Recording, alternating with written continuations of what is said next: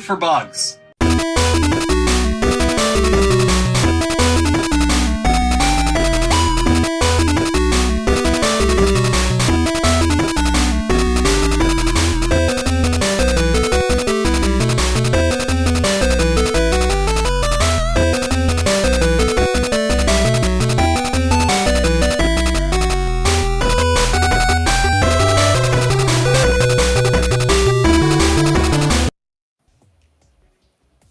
Hello, everybody.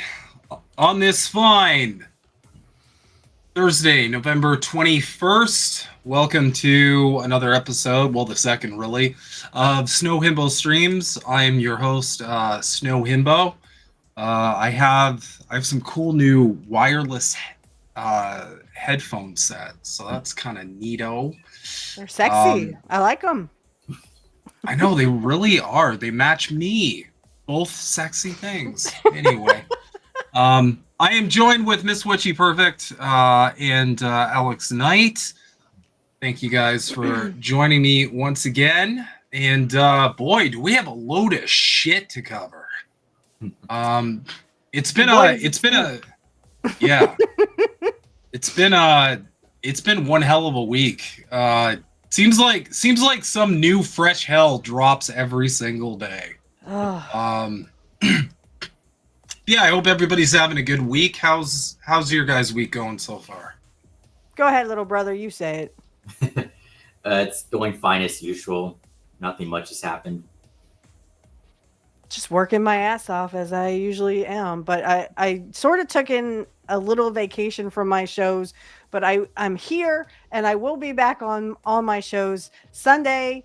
Angel will be on. I see Angel. I see you, Angel, in the chat. I will be back on with Angel on Saturday. We're going to review, and then also we're going to talk about Sunday. He's going to be on my show. We're going to do the superpose down. But I have just been so tired lately because literally my boss went to Puerto Rico and his wife is taking over, and it's kind of like she wants me to do everything. I'm like, whoa, where he kind of is laid back and don't care. I can get my work done, when I need to, but So that's why I've kind of taken a break from my shows. I'm just like, I'm so exhausted. I'm kind of in the same boat. My job is like really hectic towards like the year end. Because we do a lot of we work with a lot of like business shit. It's gonna leave out a lot. What the? You know how stupidly good TikTok's algorithm is at knowing exactly what you want. Even he's tired of it too, whoever that was. Yes, we will be previewing not SummerSlam, Survivor Series, and I've been getting a lot of Kurt Hennig Survivor Series, 92 stuff, so that'll be interesting to talk about on Pro Wrestling Talk Saturday, 8 p.m. Be there Eastern Time. Sorry, just want to get There that you in go. there. No, get your plugs in by all means. That's how we do here. That is definitely how we do. I forgot to promote the stream, so give me a second. I'm really good at this.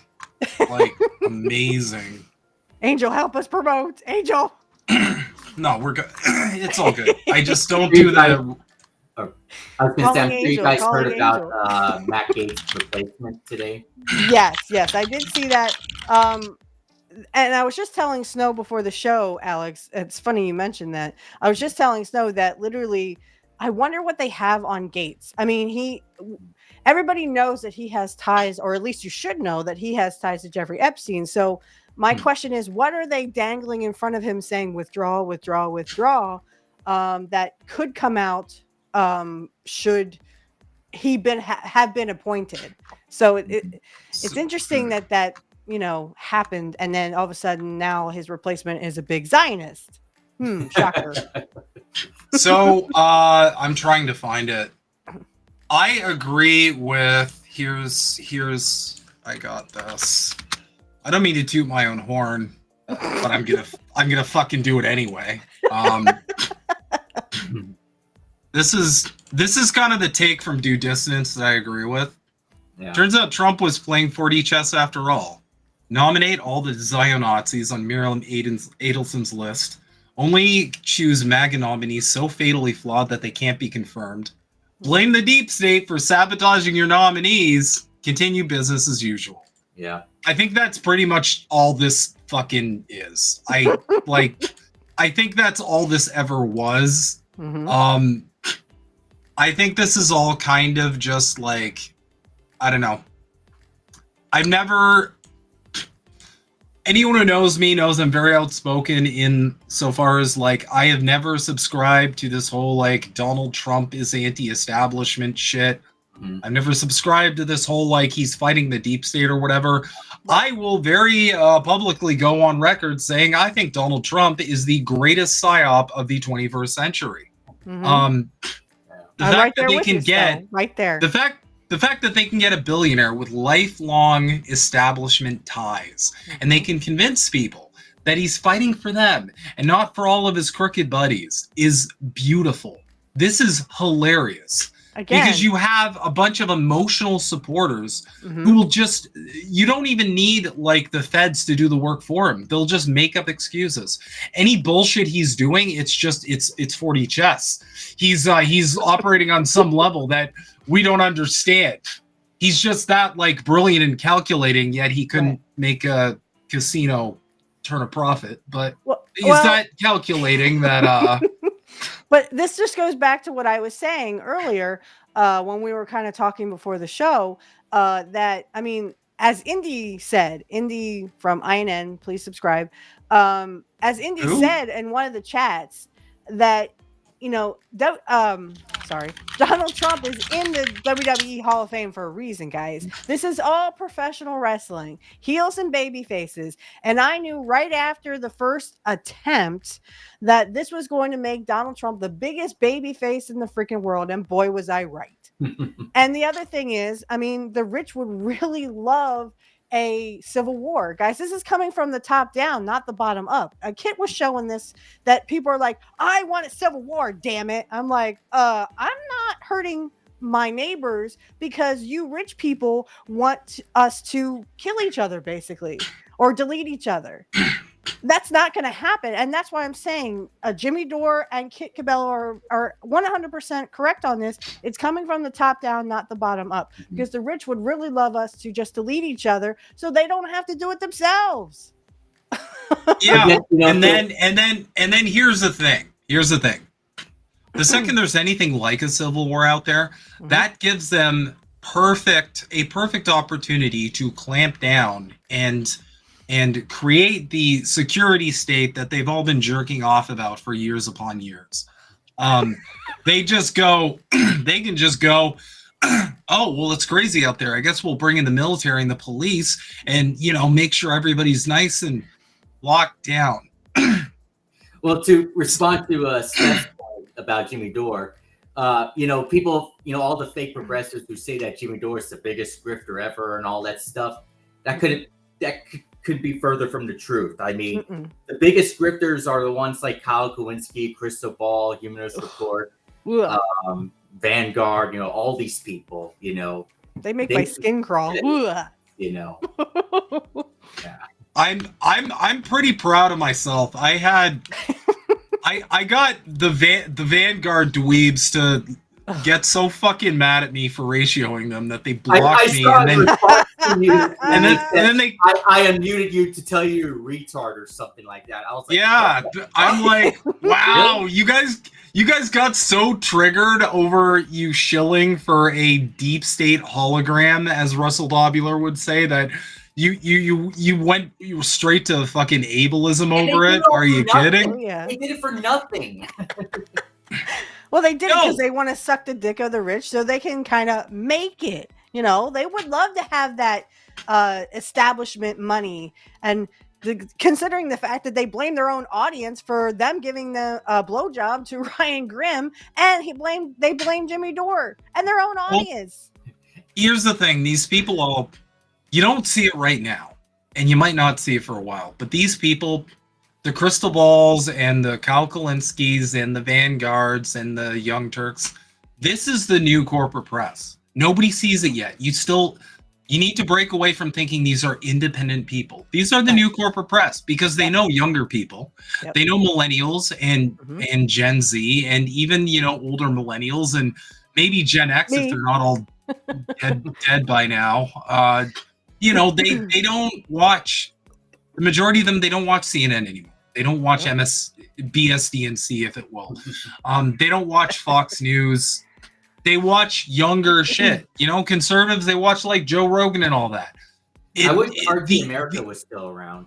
Yeah, me too. I love Jesse Ventura's show. Yeah. And Lee Camps. I used to watch Lee Camps all the time. I can't believe he came out in the tank for Kamala. Someone must have something on him. We can't. Yeah, Because I he know. used to be. Yeah, Jesse Ventura was. He's like, it's time Yeah, I know. Oh, yeah, that Jesse broke my Ventura. heart. it's time a woman was president. And I'm like, what happened to you, sir? Did they get a tape on you doing some weird stuff in like a No. boiler room? His wife Teresa was using cannabis because it would save off her she would have seizures, epileptic seizures. And I think because she was using, I think they were going to go after him for that. Because it's against federal law. They never changed the law. So even though they moved to Colorado where, you know, it's legal, I just think they were going to go after Teresa. And that's someone he loves with all his heart. And I couldn't do it either. I would probably sell out if they said, well, do this or we're going to go after your significant other. I mean, I love my man to death. But you could He's have my done soulmate. it in a That's fair. I don't know, like in a better way, I guess, than I spout know. all the, you know. I know. If he would have said like, you know, I believe Kamala's gonna, you know, make the economy better, or you know, won't be as dangerous, or some other policies she could be a little better at. I could understand him saying that, but all the other points that was just dumb. This is the guy that usually comes on Pro Wrestling Talk. Nice. Well, we will get to Linda McMahon later because we're going to also talk about that on Pro Wrestling Talk too. Because I just have so much to say about it, I'll probably forget half of this. Is that going to be the first thing you talk about? Is that going to be at 8 Eastern, Steph? Angel, in comments, please, sir. Love you. Let's ask Angel what we're going to talk about, and then we can wait till like 9 o'clock, and then we'll just like show clips. And stuff. I think Angel's recovering from a nasty rash that he contracted from Big Mad Crab. Do not go after my other work husband, okay? He Don't is. be jealous. He is. I have love enough. The rash has spread. Oh no! Breaking! Angel Rivera has died. He's just jealous, Angel. It's okay. Dude, I had a bunch of Trump supporters block me after I did the whole Donald Trump has died thing today. It was amazing. Oh my God, are you serious? Oh my God. I saw that. I was because like, what the Even hell? if I was a supporter, I would have, you know, either laughed it off or just ignored it or whatever, you know. Because they broke that story. And you know, I know a lot of independent media has already covered a lot of the stories. We'll recap them just for people who aren't aware, but there was a breaking story where you know there were some like some ambulances or something around Mar-a-Lago. So I said Donald Trump has died, and then in one of the reports I'm like, damn, I can't believe Donald left us so soon or something. And someone was like, one of the Trump supporters was like, how do you live with yourself? And then they blocked me, and I'm like, well, I saw this. As Jimmy Dore would say, trending. okay, I'm a cook. Yeah. Okay, I'm a cook. It's like it's like, yo, you guys can't be the people calling other people snowflakes. Right. And then the second anybody says anything remotely negative about Trump, you turn into that screeching liberal in the jacket from 2016. Absolutely. Okay? Like, come on. It's the internet. I saw this pray for Trump was trending. I was like, I ain't praying for no dip mother beep, you know. I'm trying to keep my mouth in check, but no, I wasn't going to pray for Trump. First of all, I wouldn't even send him healing energy. Why? And this is what I get on Kit about all the time, you know, Kit Cabello. I love him to death. He is another work husband, but I mean, he's like, I don't want anyone to die. Why, Kit? They want you to die. They don't like you. The rich do not like you, and that includes Trump. Well, I don't want anything bad to happen. I'm like, well, you're a nicer person, I guess, than I am, because I want Donald Trump to, yes, die. If he's an old man, he should die. Then we can Breaking have Trump news. Jr. Breaking news of a mayor from Tennessee, Tombstone Pile drove the Secretary of Education. I remember when Kane gave her that tombstone too. It was right at the. If Kane joined the administration of Swell, he'd be funny after what he did to Well, yeah, he Linda. blows Trump. I mean, I was there at the event, by the way, when that happened. seriously. Yeah, that was my first ever WWE event I attended. Get out! Oh, that's awesome. It's such a weird family. Seriously, like who signs up for that? Where it's like, yeah, I'm gonna do wrestling, and like everybody in this family has to do this crazy shit with me. My wife has to do it. My kids have to do. Like, how did that talk even go? Like, yep, we're wrestlers, son. So you got to go get beat up in the ring, and I mean, maybe they're about it. I don't know. Honestly, I don't know the family dynamics. Stephanie McMahon in that position, rather than Well, I mean, Linda kind of knew what she was getting into because she mentioned briefly on the Vince McMahon docuseries that his father wasn't even in his life until he was 12 years old, and then it was all about wrestling. It was always about being a good wrestler or being a promoter or whatever. Because I mean, Vince did run the one territory. Angel, help me with this. I think it was in Connecticut. No, Angel will know. Angel will know. To answer Ghost's question, yes, he is. You see, Glenn Jacobs is the mayor of Tennessee. So. Yes, Glenn Jacobs, who was Kane. Ayo. All right. So without further ado, we're going to get into a new segment,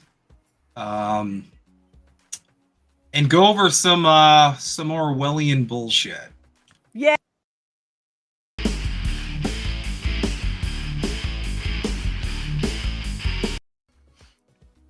All right. So Dystopian Weekly is essentially me covering the most insane Orwellian bullshit of the week, because we all do live under a dystopia now, which is not fun for anybody.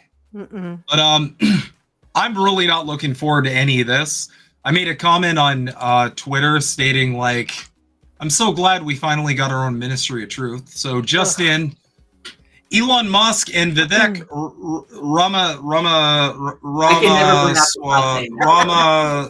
Ramaswamy. Say it fast. It's Ramaswamy. to launch Dogecast podcast for the Department of Government Efficiency, which I'll remind everybody, there's already a department for this. Okay, so I don't even know the actual purpose of this department, but it's definitely not like what they're selling it as. It's propaganda selling as they're selling it as, oh, well, we're going to take care of the disinformation and misinformation, but really it's just censorship. Here it is. Let's see. And it's as part of that process, I'm now all in. I'm focused on making sure that we actually accomplish the goal rather than just talking about it. So to that end, for the next little bit, I'm going to put a pause on the Weekly Truth podcasts. I've enjoyed doing it this year. It's been incredibly fun and entertaining. I've learned from a lot of the guests, and I've enjoyed communicating with all of you. We're going to put that on pause for a little bit. And as you may have heard, Elon and I are going to start a separate track of Dogecasts that explain exactly what we're doing to the public to provide transparency in what is a once-in-a-generation project. We want to bring the public along with us, to lift the curtain, to take us behind the scenes of what actually that waste, fraud, and abuse in government looks like. However bad you think it is, it's probably worse. But we don't want to do this to just expose the problem. We want to do it to solve the problem. So stay tuned. We're going to have more information about when those Dogecasts are going to begin.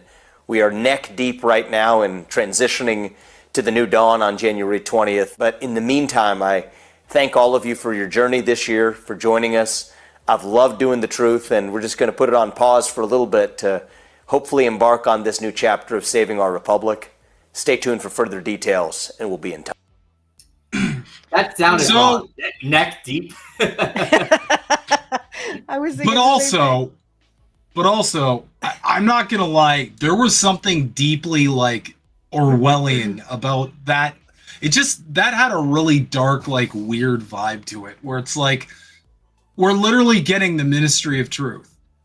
They're gonna go in and just like they're gonna be maybe this is like the Goebbels kind of like installment of the Trump government where they're gonna do a podcast and just be disseminating propaganda. I'm like, yeah, here's what we're doing. Don't worry, your government loves you. Please praise dear leader Trump every hour. No. I agree with you. It's totally like I said, it was just like one big blowjob for Elon Musk and Vivek, because they're just trying to blow themselves, literally, because they're billionaires. They can do whatever they want. They have all the power, they have all the glory, and whatever you want to say, it's ridiculous. I literally wanted to vomit when he's like, "Oh, I'll be back, guys." Oh, go fuck yourself. Go fuck yourself. As Elon would say, go fuck yourselves. Yeah, go fuck yourselves. It's literally, like I said, just propaganda, looking like it is some kind of, oh, we're going to take charge, guys. The adults are back in the room. And I went, oh, don't even start. It's just censorship. Just censorship. This was breaking in the new upcoming dystopian hellscape we're all about to be thrown into. Elon Musk and Vivek's Department of Government Efficiency may require federal employees to come into the office 5 days a week, which they argued could lead to a wave of voluntary terminations that we welcome. If federal employees don't want to show up, American taxpayers shouldn't pay them for the COVID-era privilege of staying home. I don't know about you guys, but that doesn't sound very efficient. Sounds a lot more efficient to not be wasting taxpayer money on office space when people can just do the job from their homes. That sounds more efficient to me. I don't know. I'm no paleontologist or whatever, but these are the people that can literally stay at home because they have jobs where you can do it from home. The most of us who are, I don't know, let's say poor. We don't have that kind of luxury. It's not like someone from McDonald's can just sit at home and go, yeah, can I take your order, please? It doesn't work like that. It doesn't work like that. Well, luckily for me, I work with CBS Sports, and I'm working at home. So, oh, of course you are. Yeah. I've worked from home since before it was cool. I was one of those original work from home people, and I just realized that, you know what, I don't like offices, and I found that I actually get a lot more work done when I'm not forced into like a weird social setting where I have to talk to my coworkers. And I got my last boss I had in an office. I'm not kidding.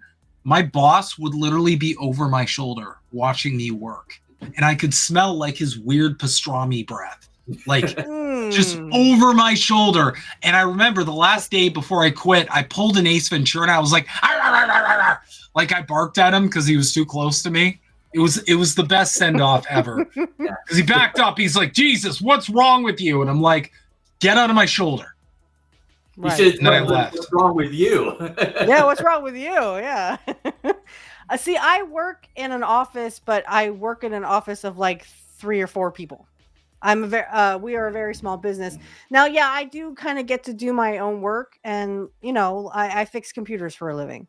So I kind of do my own thing, but yet I still I have to go into the office because, again, I can't have the people come to my house and I can fix the computer at home. You know what I mean?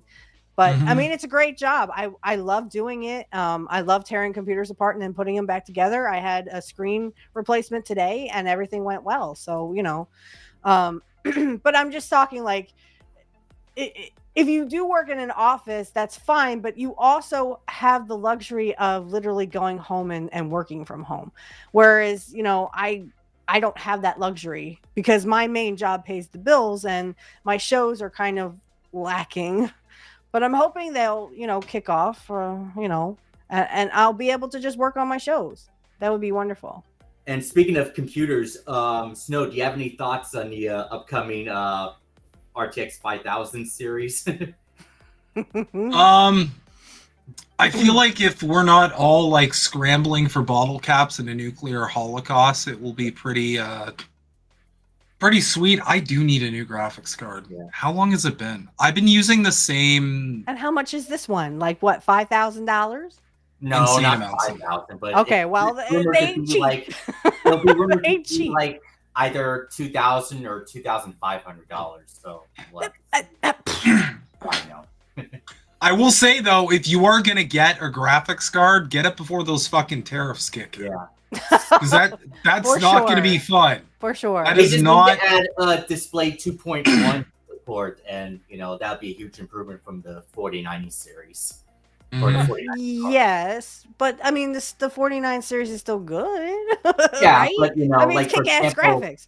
For example, the Samsung Odyssey 57 Neo G9 monitor, the super ultra wide monitor, that's 8K ultra wide.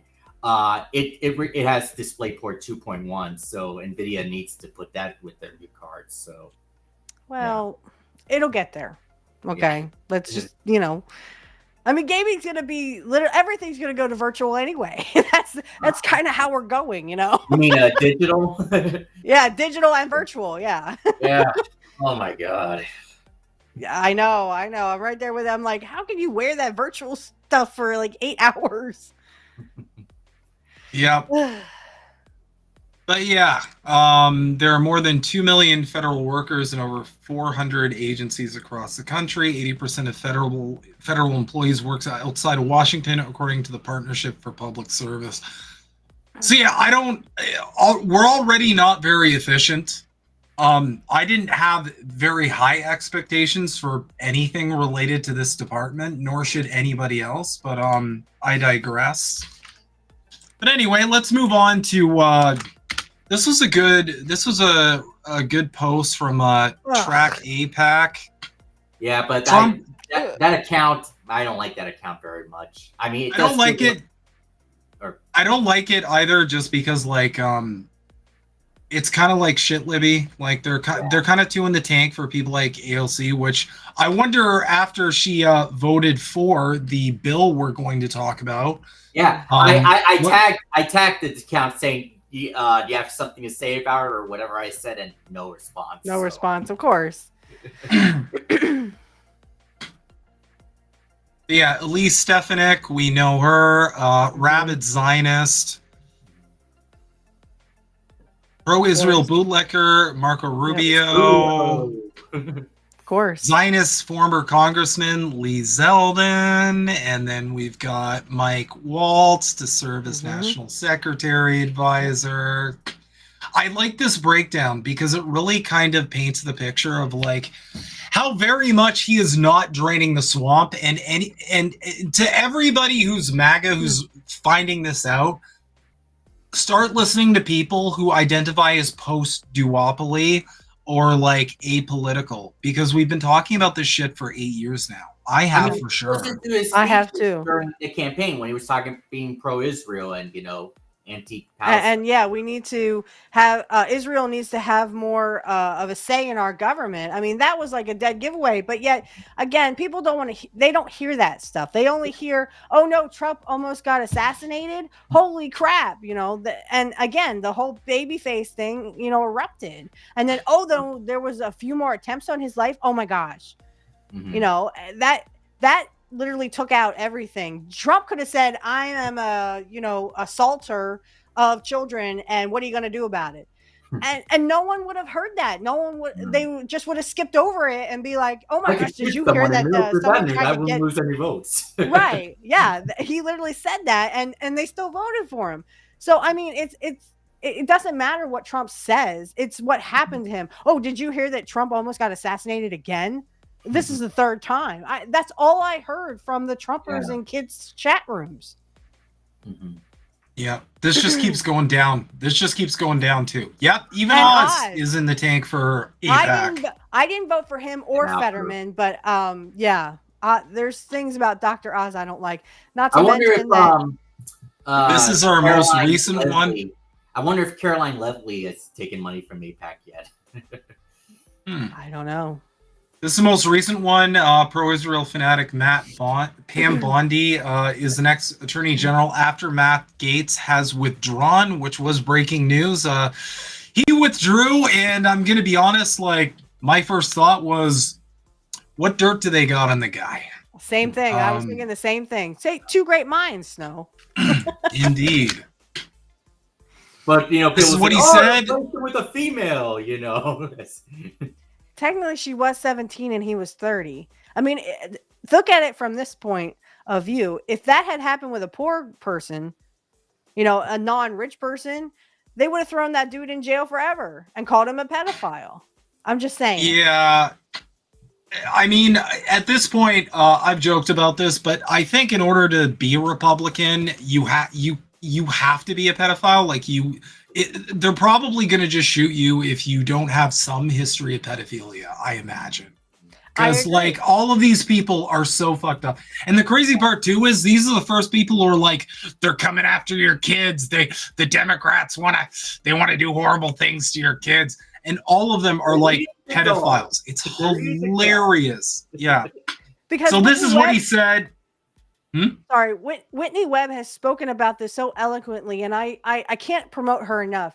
Please buy her books. You know, the first one, and then the second one, the Epstein. She talks about Jeffrey Epstein and how he came to power, and she's correct on all this stuff. Everyone who is in Washington D.C. right now, and I wouldn't be surprised if Vince McMahon and Linda McMahon have ties to Epstein. I'm just saying.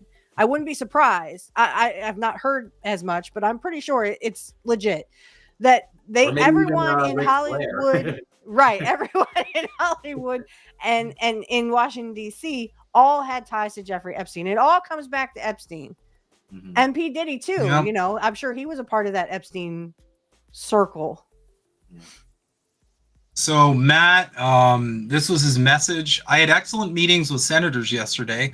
I appreciate their thoughtful feedback and the incredible support of so many, especially on how my eyebrows haven't moved since the 90s. Sorry, I'm paraphrasing. While the momentum was strong, it is clear that my confirmation was unfairly becoming a distraction to the critical work of the Trump-Vance transition.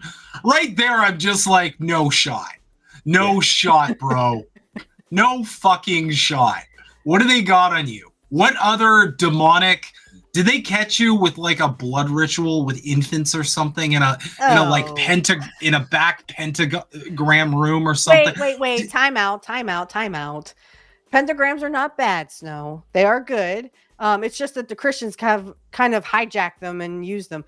The Wiccan pentagram is never ever bad, but like a Satanist.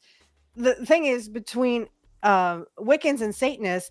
Wiccans don't believe in Satan, so Satanists will worship Satan, right? He's a god to them. But Wiccans, we don't believe in Satan. So the pentagram was stolen by a bunch of Satanist Christians who want to worship Satan. No, Wiccanism's a different thing. They believe in like Hecate and they worship Beltane and all that. Yeah, I know. I do. Yes, I do believe in Hecate. Yes. Yeah, so it is a different thing. My take was more along the lines of, did they catch you in bed with Baphomet, sir? Like, what was going on there? Oh my God. Because like to have dirt on I will say it's different. To have dirt on a Republican, it's like they already have so much dirt just out in the open, nobody cares. It's the weirdest thing about American politics. It's like you're drinking like goat blood, and they're like, fine. I'm sleeping with teenagers and I'm 80 years old. Fine. So if they have actual dirt on this guy that caused him to drop out, I don't even know what that is. That's terrifying.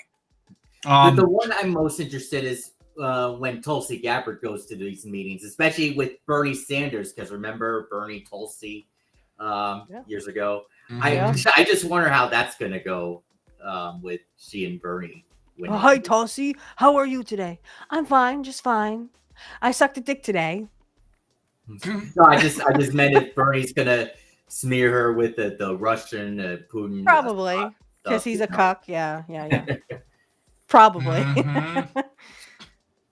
Yeah, he, there's no time to waste on a needlessly protracted Washington scuffle, which, okay. He's already setting it up for, like, yeah, I want to be AG, but, like, the deep state, and they're already working on the, like, we're trying to do stuff, but the mean people in charge are blocking us.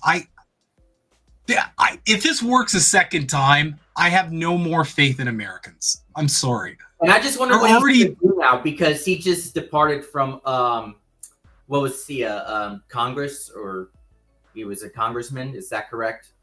Wait, who?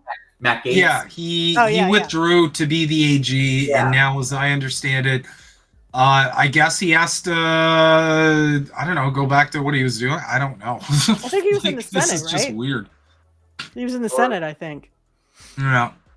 Or was he in the House? I thought he was a congressman. I don't know. Hey, I'm the Canadian, so you guys tell me. Angel, help! Angel! Trump's DOJ must be in place and ready on day one. I remain fully committed to see that Donald J. Trump is the most successful president in history. I will forever be honored that President Trump nominated me to lead the Department of Justice, and I'm certain he will save America. I don't know why that's capitalized. That's a boomer move on his part.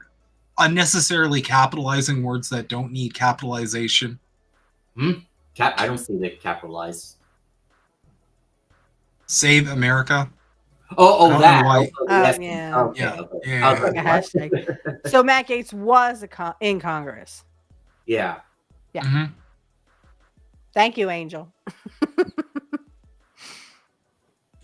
But I digress. Next on the docket for horrible dystopian news, Oh, both yeah. Democrats and Republicans just voted overwhelmingly in favor of HRes 1449, a bill sponsored by a Democrat, mind you, that conflates criticism of Israel and Israeli policy with anti-Semitism and calls to implement policies to monitor and combat said anti-Semitism. And who was the So- Democrat that voted for it? All the shit Well, that- libs that you think of. No, but the one who I'm thinking of, you're probably That would be Bernie Sanders? no. AOC. Oh, AOC. Yep, AOC. Ugh, I'm so tired Look at of this. talking. Look at this. Ugh. Yay 193, nay 18. This was just overwhelming. And the thing is, guys, let me remind you, okay? You know all those annoying, like, your video has been taken down for hate speech shit Yeah. Mhm. that you get on bunches of platforms now? Well, Mhm. they want to set it up. They want to set it up so that any criticism of what Israel is doing will just get flagged and taken down. Yep. And that's already happening on Twitter. People are already getting banned for speaking out against. Updated that policy. Really? Mm-hmm. This is what's coming down the board. Well, And the second they start down here, because here's the thing: the biggest problem with this on a fundamental level is that if you're going to say that criticizing the behavior of a government is hate speech, Mhm. and we manufacture our consent for this, they will just invent something to call any criticism of the government. Right. Because obviously criticizing what Israel's doing is not anti-Semitic. In fact, making that conflation to begin with is a form of anti-Semitism. Right. Because you're basically saying, hey, you know this genocide that this psychopath in charge is doing? Well, if you criticize that, that means you hate Jews. You are making people draw a connection. And you're seeing it on Twitter because all these Nazis, actual Nazis, are now coming out and being like, see, I told you it was the Jews. I told you. I see this all over the place now. All these Nick Fuentes people who are like, I told you it's the Jews. It's the Jewish question. They're all coming out and attaching themselves to this, which is not helping things because it's just giving the IDF Israel propaganda board more fodder. It's giving them more things to work with because then they can point to those Nazis and be like, see, I told you, don't criticize Israel because you're empowering the Nazis. So I mean, this as is a Jew myself, Jewish. I'm always going to criticize Israel. Yeah, so am I. So I'm going to be taken down just as much as everybody else. At this point, I really don't care because we're all going to get digital IDs anyway, and I'm going to be in jail because I refuse to get a digital ID, and I don't care. I don't have to prove that I'm a U.S. citizen. I got a birth certificate that says I was born in the United States. If you have a fucking problem with that, go suck a dick because I don't care. But to get to this, I mean, we already knew this was going to happen because, I mean, literally the Democrats passed kind of the same thing about protesting. So those pro-Palestinian protests are going to go out and they could be shot by the military. And Trump wants to expand all that. So he's going to expand on this too. I know this because he said he was going to. He would kick us out of the country if we talked against his baby Israel. Yeah. Oh, baby, don't talk about it like that, you know. And I responded under Nick's post or tweet. Well, I mean, he's right. She is a fascist, and I hate her. Oh yeah, I think right there. And just to nail home the point, I strongly oppose anti-Semitism and have spent my career working against all forms of hate. I oppose this resolution because it embraces the IHRA definition of anti-Semitism, which dangerously conflates criticism of the state of Israel with anti-Semitism. I share the concerns of groups like Jewish Voice for Peace, Bend the Arc, B'Tselem, Amnesty International, and the ACLU that the IHRA definition of anti-Semitism will be used to stifle dissent and chill free speech, especially Palestinian human rights advocacy. This is from Rashida Tlaib, by the way. I think Ilhan Omar also voted against it. So Correct. The resolution also does not recognize that the fight against anti-Semitism is connected to our fight against Islamophobia, racism, white nationalism, and all other forms of hate. Ocasio-Cortez, Democratic, State NY, vote yeah. So the receipts are right there. The proof is in the pudding. All these shit libs. I can't.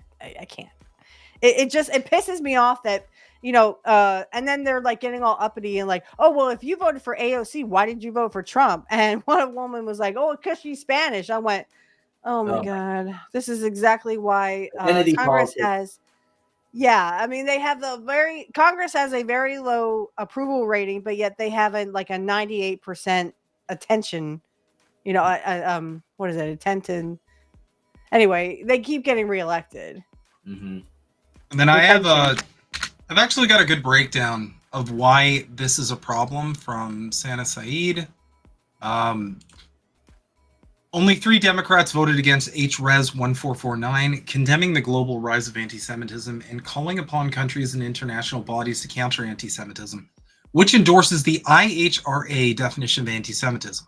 What is the IHRA definition and what are its implications? So we are going to watch a breakdown of this.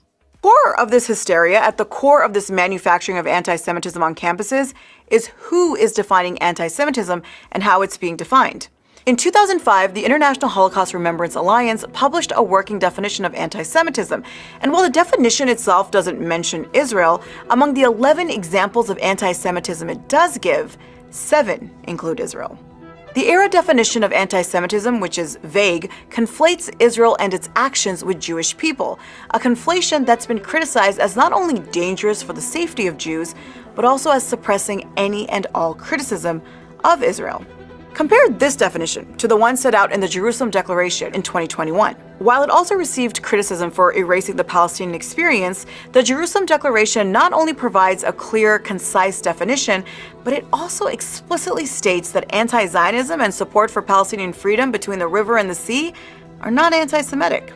In other words, there's not just one definition out there for anti-Semitism, but it's the ERA definition that is used by pro-Israel advocacy groups, the State Department, and this year, in the midst of anti-genocide protests across the United States, the House adopted the Anti-Semitism Awareness Act, which mandates that the Department of Education adopt the ERA definition. And the way this really, by the way, shows up in media coverage and national discourse on anti-Semitism on campuses is through the language of categorization, specifically the delineation made between Jewish students and pro-Palestinian students. It's a very cynical use of language. First, it makes the default position of Jewish. Oh, it's Al Jazeera. This is just from Twitter. Should I not play this then? It's from her account that we're playing the video from. So. I don't know, Indy. What do you think? It's on Twitter. I'm not playing this from like an actual Al Jazeera site. Yeah. I can skip it. Is. He said, "Fuck it is." Okay, well. Oops. I don't know what the standards are. This is literally like a direct. It's literally just from Twitter. Yeah, it's from her account, so. So it's posted from her account, so it should be okay.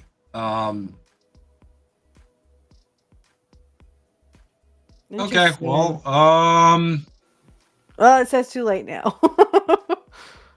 okay, well, Well, it's from Twitter.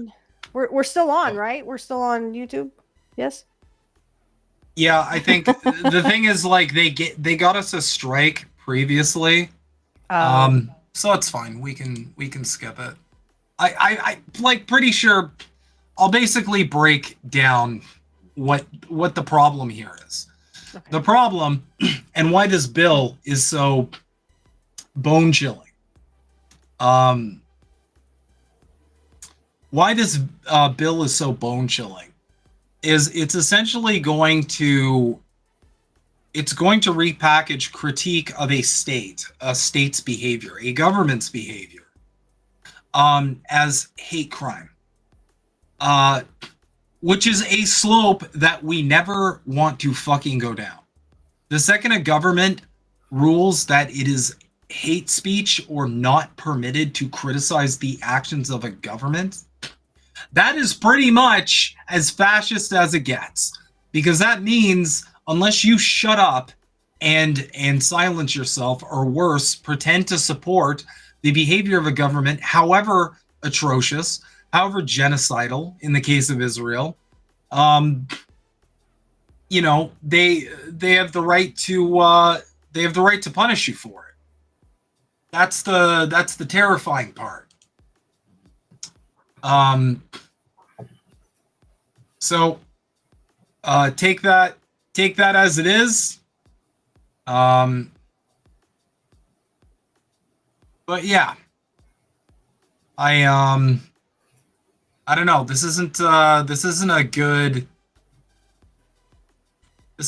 slope to go down. But alas, I do. You were saying earlier, and I think we, just to reiterate, I mean, literally, this is what all the Zionists want. Don't talk about Israel and pretend like the elephant in the room doesn't exist. This is more censorship, and it's 1984. Big Brother is watching you, and we're going to censor the people who, as Jimmy Dore would say,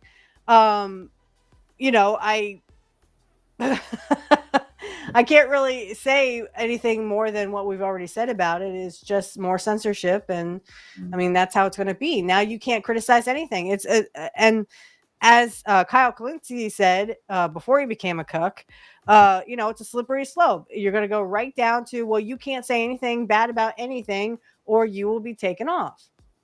Mm-hmm. That's the scary part. That's also the extra. Going back to Nick Cruz's post or Twitter tweet. If you see my response there, I posted what I responded to this post about in that AOC vote.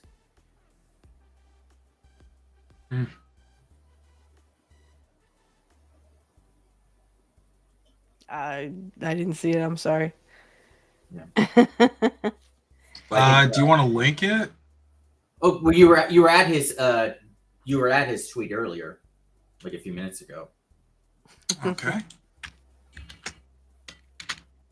One sec.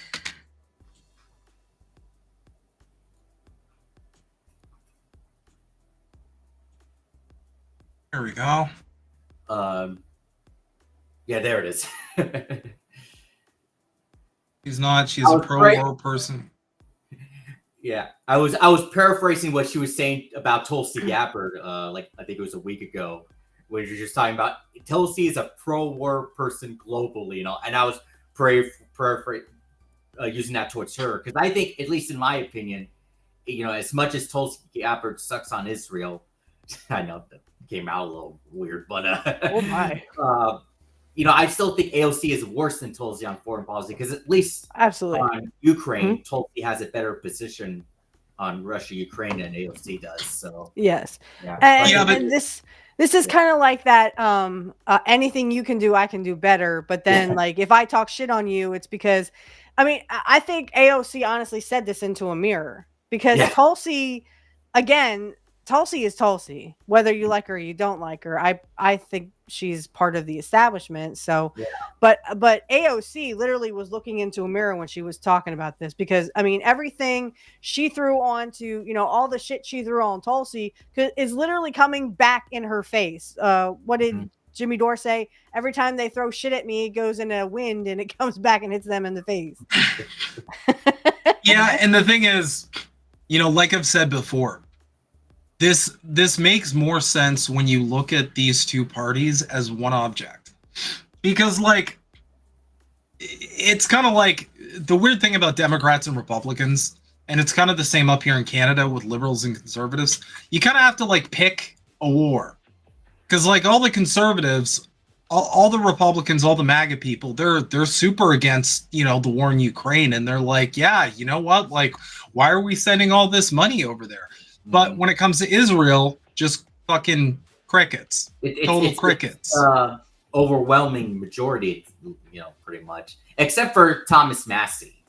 He's the best one on the Israel-Palestine genocide. Yeah. See, I think that's all just talk because when it comes right down to it, I mean, he's the only one allowed to talk like that. You know what I mean?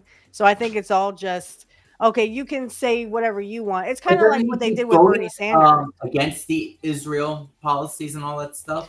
Right, but they do that. They did that with the squad. Okay, yeah, you can do yes and no, but you have to say yes or present or whatever. Yeah, I just think that's. I don't know, but some of the squad members, some of them they voted, some of them voted yes. I don't know if Thomas has ever voted yes on any of these policies. So, and I just think that's because he has no relevance to the establishment. They're just like, oh, let Massey just do whatever he wants, And at the end of the day, he'll have no power to do anything. So. Right.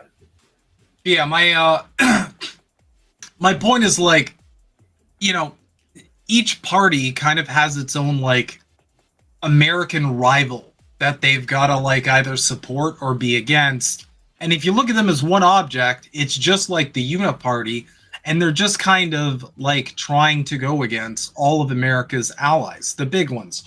All of the Democrats are against Russia. Russia's a major ally, a major rival of the United States. All the Republicans, they're against China and Iran, two major rivals of the United States. China being a big one. Democrats against Iran as well. Yes, they are. Pretty much, yeah. Don't let them fool you. Yeah.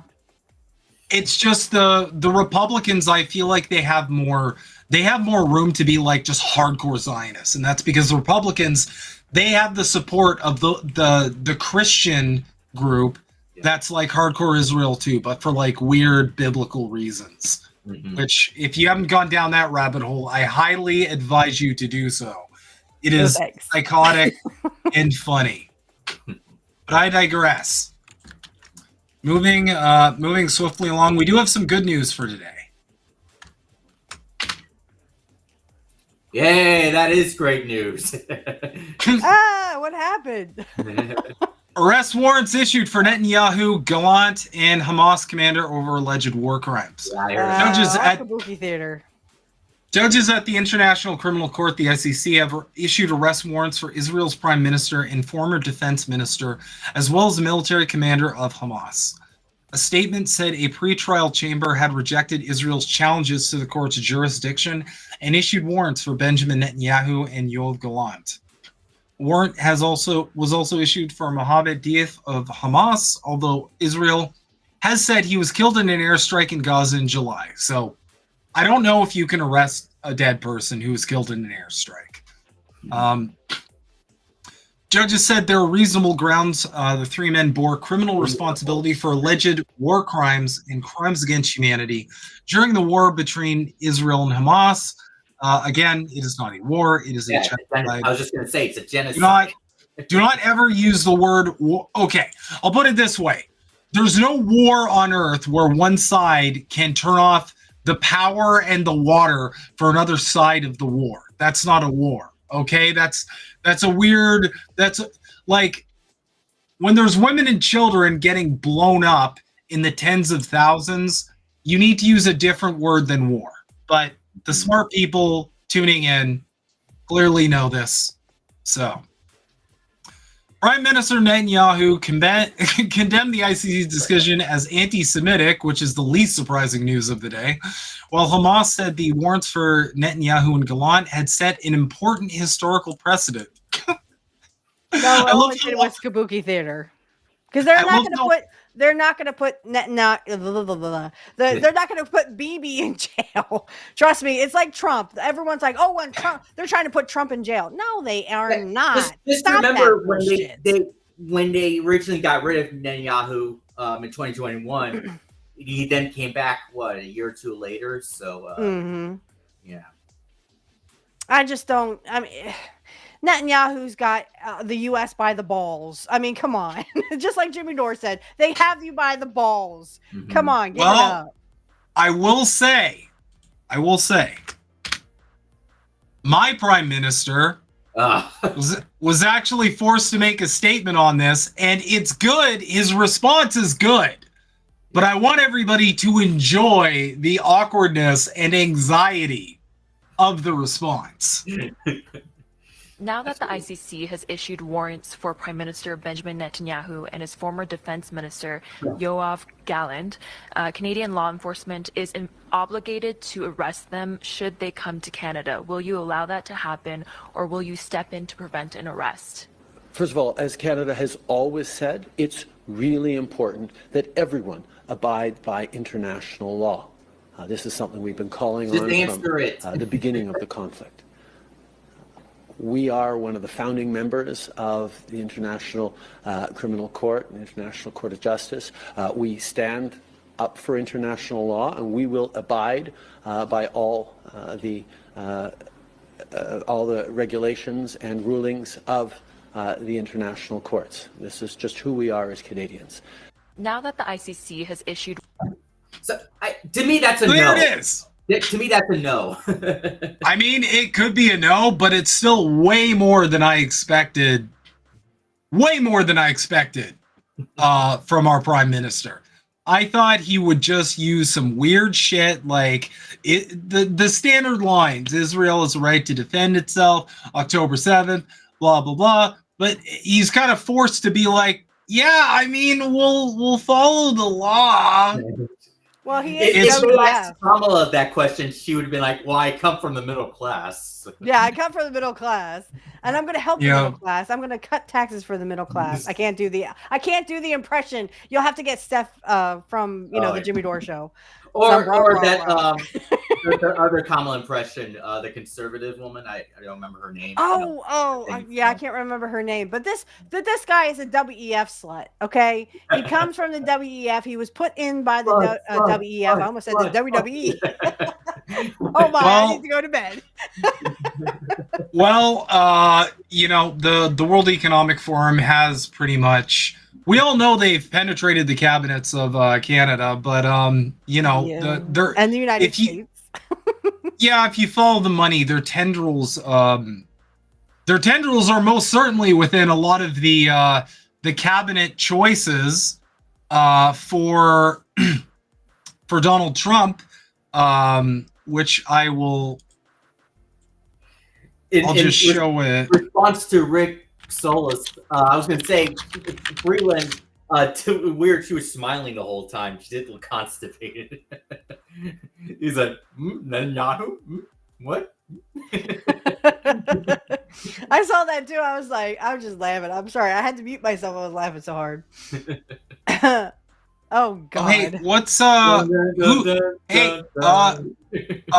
who's that on the World Economic Forum website? Yeah, she's a WF slut too. So I think Vince is too. I don't know. He? Maybe not. I don't know. Try to look it up. Again, I would not be surprised if they had ties to Jeffrey Epstein. I just wouldn't. This is the first thing that came up. Look at his. Oh my God. Well, he's gonna have this.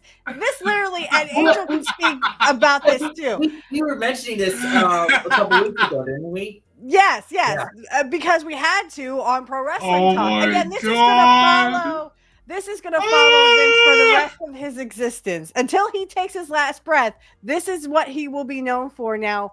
till the end of his life. And this Oh will my follow him God. and his kids and Linda for however long they are on this planet. And I feel bad for, Vince's grandkids, I mean, Oh yeah. I don't think so. Vince isn't a politician like his wife.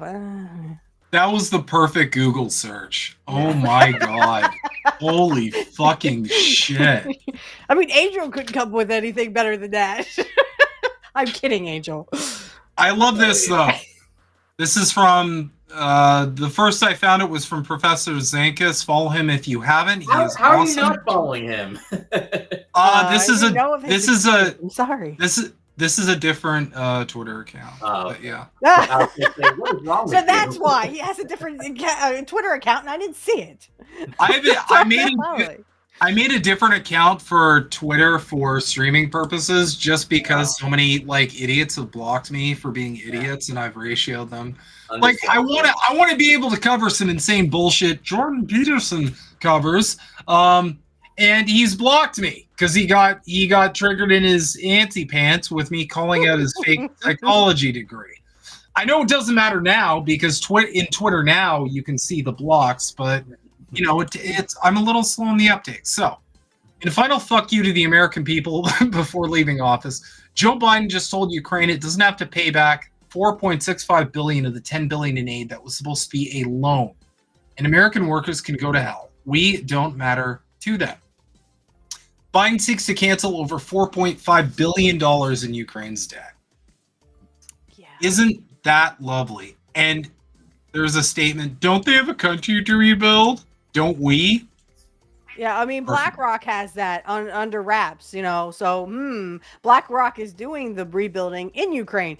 I wonder why. I like this. Let me guess. They didn't ask the Senate parliamentarian if this would be acceptable. Nope. And we have a visitor. We have a little kitty cat. Kitty cat. What up, Mine's kitty? in the other room. They don't come out here. But no, I completely agree because we should rebuild our own country, but that's not going to happen because I agree with Max in the chat. We will own nothing, be happy, and eat sea bugs. That is what their plan is. They want us all homeless so that BlackRock can own all the houses and the rich can just go, fuck poor people, They want us to be goblins while they become gods. Exactly. That's what I've been saying. But I mean, you have the sheep out there. They're like, rich people are fine. They're just rich people. I want to suck their dicks, but they're just rich people. They're not trying to hurt anybody. Oh, right. Sure. Okay. You keep believing that, sheeple. And that's why you will own nothing and be happy and eat sea bugs. And be homeless. You'll be homeless too. Yeah, so for this next segment, I'm sure by now a lot of people who are on Twitter have noticed that your follower count's probably dropping. I lost about 20 of them, which was not bad. I know a lot of people who were losing hundreds or thousands of people, and that's because there's a push for everybody to migrate to Blue Sky. Is that right? No wonder I've been losing like one or two, maybe three. And I'm like, I thought it was much higher. I was up to like 129, and then I dropped back down to right now I have 125, even though I know nobody has been disconnecting. Yeah, this is like the fifth liberal I'm leaving Twitter flounce, I think. But there's a lot of people who are migrating to Blue Sky, and they're like, oh, Blue Sky is so much better. It's great. I did a video. When did I do this video? About a year ago, covering Blue Sky and basically going over a lot of the content. And so you can find that video on my channel on Snow Himbo. Please follow me at Snow Himbo at YouTube if you haven't. It's called Random at Worst, my honest review of Blue Sky. But I basically concluded that it was a shitlib echo chamber. So what we're going to do next... like the conservative one. What was it? Lounge? What the heck was that Truth called? Social, there's Gab, there's... No, the one that they took down because, there were Nazis on it or something. Or if you I don't remember. Yeah, I don't remember either, but it was something like Lounge Chair or something like that where they could go and talk about conservative things. Like if you put down Trump, you would be gone in a second. soon as you put down Trump, you were gone. I can't remember. Yeah, It used to be conservative, though. Wasn't that site, that website you're talking about, wasn't it launched in like 2020 or something? Yeah. I think I know. Parlor. There we go. I was close. I was close. Thank you, Nikki. I was close. Which is funny because now Twitter is like a Nazi hive where everybody's talking about Jews all the time, and it's like it's fine and nobody cares. You know why? Because it's part of the plan. But I digress. So what we're gonna do tonight is we're gonna revisit Blue Sky. Okay. Here in 2024, late 2024, soon to be 2025, and we're gonna see because I've checked it out a little bit. I did set up an account there, but I haven't. I did not. I'm not. I just, the only reason why I'm on X, to be honest, is literally just to promote my shows. And that's going slowly. So I will not be going on Blue Sky. No. But yeah, we're just going to give it a cursory glance and see, I don't know, see how it's going, you know? I'm curious how it's developing, I suppose. So let's see here. Let's make it nice and big. Okay, so this is just Discover. I guess this is kind of like their For You tab. Let's see. This person is widely known to be corrupt, and you should feel free to Google that. Trump picks Pam Bondi to be his new. Corrupt. I mean, they're not wrong, but I mean, they're looking at it from every Trump pick is going to be corruptible, and you should fear it. But the Democrats, they're so good, you know, that kind of shit livery, you know. I can't scroll. I can't scroll for 5 seconds without liberals stop the steal. Yeah. Why aren't the Dems seeking a recount? And you're stoking this fire, Snow, and I'm glad you are, because let's convince the shit libs that they need to stop the steal, just like the Trumpers were trying to do in 2020. Oh no, I need a pink pussy hat January 6th. We need liberals to storm the Capitol. I'm invested in this. This has to happen. God damn. Let's see here. They didn't do it when Fortnite DLC or something like that. All these people are literally just like, the Democrats aren't doing stop the steal because they're weak. No full audit. Dems can't fight worth shit. No wonder MAGA keeps eating our lunch. Stewart is on the money here. Because our votes didn't matter. It was the electoral college votes. He bloody cheated. Read this letter. I gotta read the fucking letter. All right. We need to read the letter. We gotta read the letter. I love Blue Sky already. This is golden. This is just okay. Let's read this fucking letter. Let's go. Dear Vice President Harris, we write to alert you to serious election security breaches that have threatened the security integrity of the 2024 election. Does this sound familiar to anybody yet?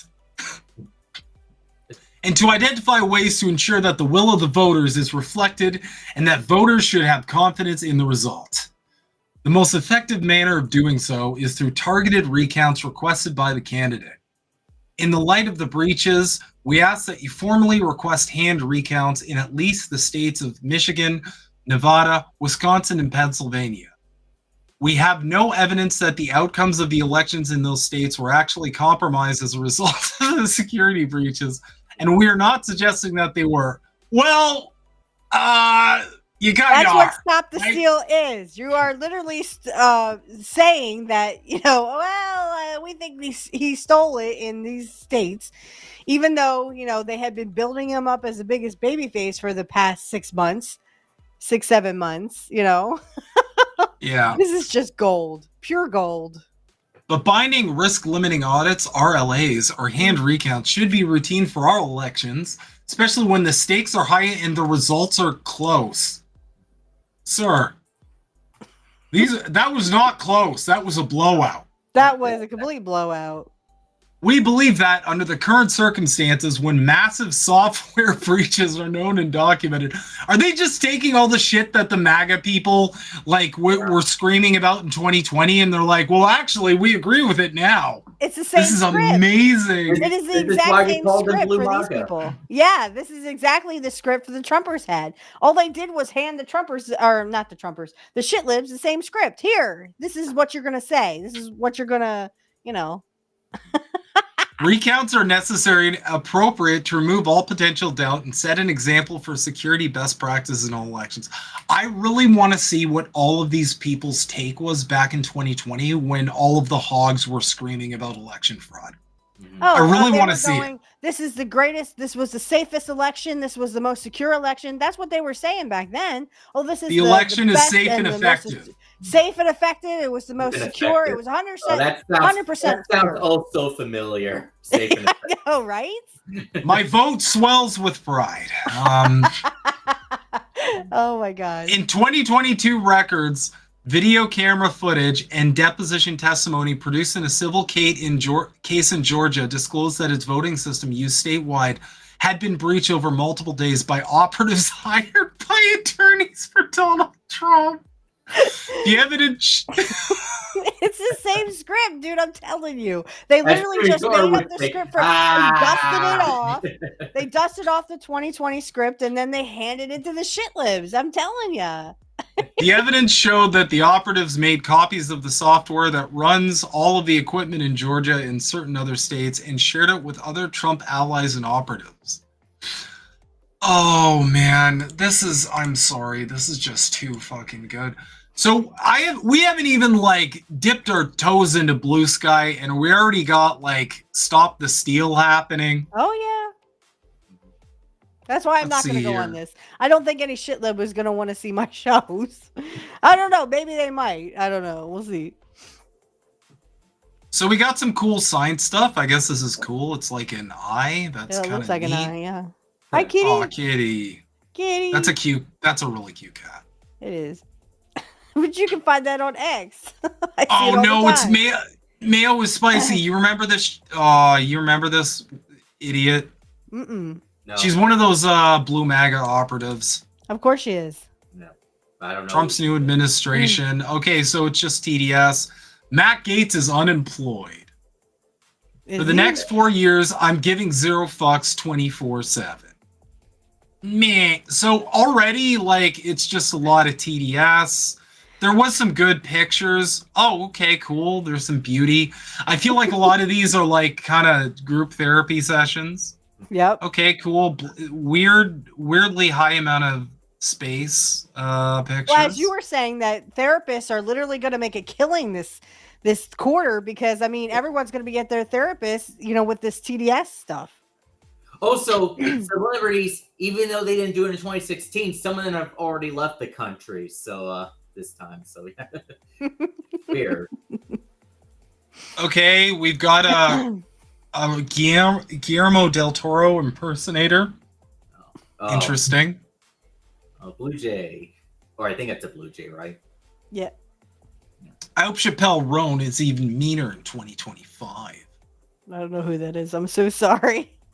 Oh, yeah, I know who. Okay, well, I like this one. They're actually calling out who's ready for the worst podcast of all time. This is gonna be dog shit. Well, it technically is, but yeah, from a shitlib, that's kind of like the kettle calling the pot calling the kettle black. Oh, kitties. I like the kitty stuff. They seem to be trying to. Is that? I'm honored. Thanks, Bob. Oh no! I'm honored. Thanks, ma'am. Oh, cat. Sound of dog being run over. Dear crybaby Democrats and loser rhinos, one way or another, Trump is going to get Matt Gaetz in, and he'll be your next AG. Cope and see. Oh, actually, no. I'm actually going to save that because I don't think that's happening. But I see.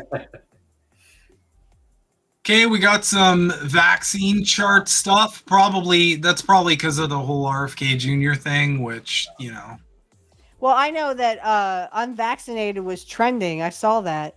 And I was like, why?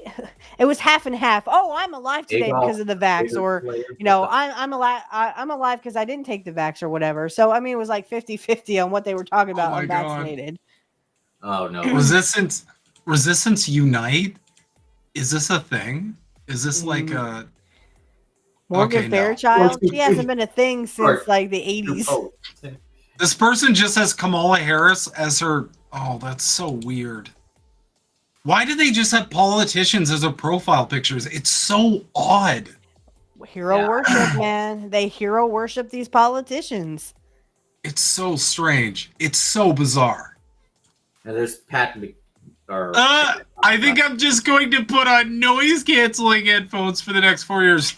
No, you should use the next 4 years to radicalize everybody. We have work to do. That's what she's gonna do. I feel like the reason a lot of these people have retreated to Blue Sky is they want this echo chamber of just like self-reinforcement for the next 4 years. It's like, no, you need to get the fuck out and you need to start radicalizing people. Listen, I'll go over this more. That snow in the football game or whatever that is. Yeah, we're talking about snow football a lot. Maybe they're static. I'm not sure. There's a lot of cool I don't watch the stuff. NFL. It's kind of like WWE, but worse. Well, baseball's my favorite sport, so. Yeah. I didn't say baseball. I said football. I know. Do not normalize him. He's a lawless, un-American psychopath. God. Never normalize him. after a pulsing. Oh, shut up. Oh, let me guess. Cute. Hold on. Let me guess. JoJo's here, right? She's got to be here. JoJo. Oh, God. I think all of the shit libs are here. JoJo from HRes or whatever. Let me guess, the shit lib? Yeah, just like Brooklyn Dad Defiant. She's just like him. They're all David Pakman viewers. No, they left. They left him. Remember, he lost over 1,000 because. Well, he said he gained 10,000 more, but I think he installed like bots or something. Yeah, something like that. He paid for bots or something. Mm-hmm. Him in the Humanist Report. Humanist and David Dole.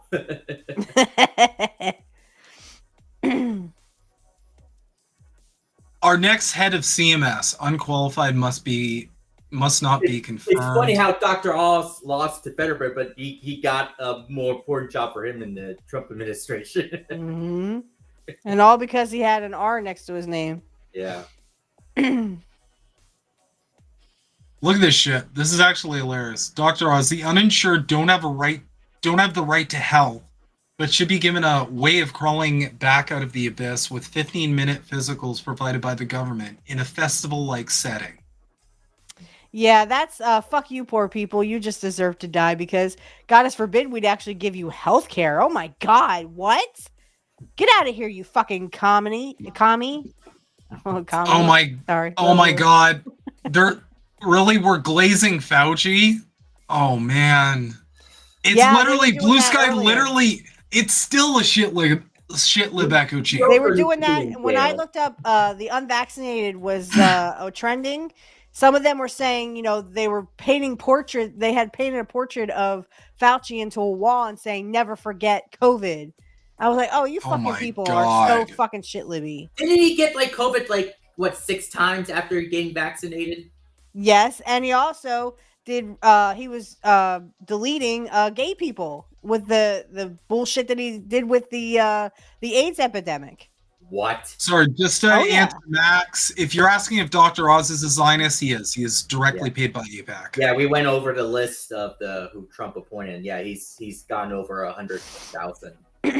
So, yeah, or over 120,000, I guess. Let's see. It's Discover News. Let's look at news. What the fuck is Black Guy? Black Guy. Oh no. A woman filed a sexual assault complaint in 2017 against Pete Hegseth. Well, yeah, again, like the Republicans. What do you want? What are you expecting here? President-elect Donald Trump. It's kind of like out in the open. Like the It's almost like Republicans are like openly gay and Democrats are kind of still in the closet. You know what I mean?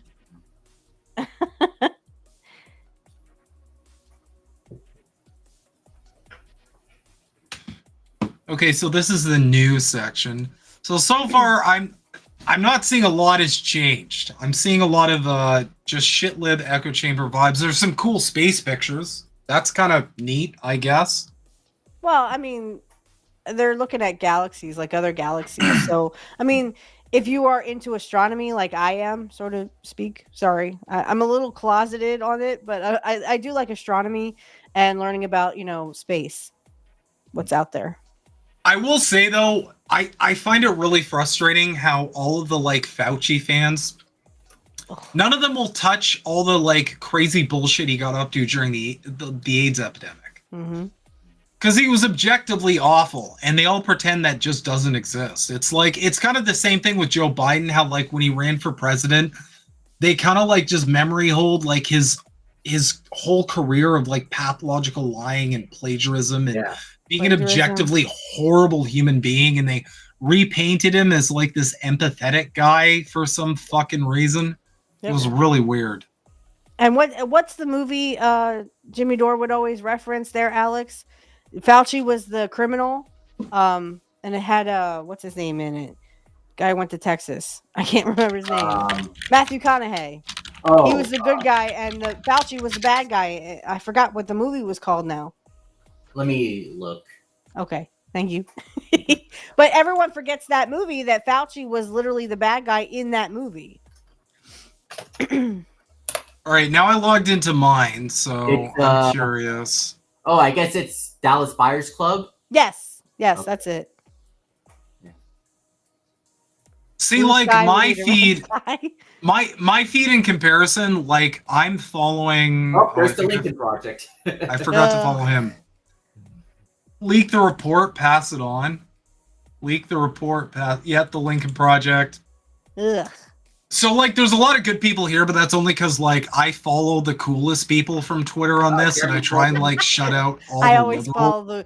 You sound like Kurt Hennig. Oh, I only follow the perfect people.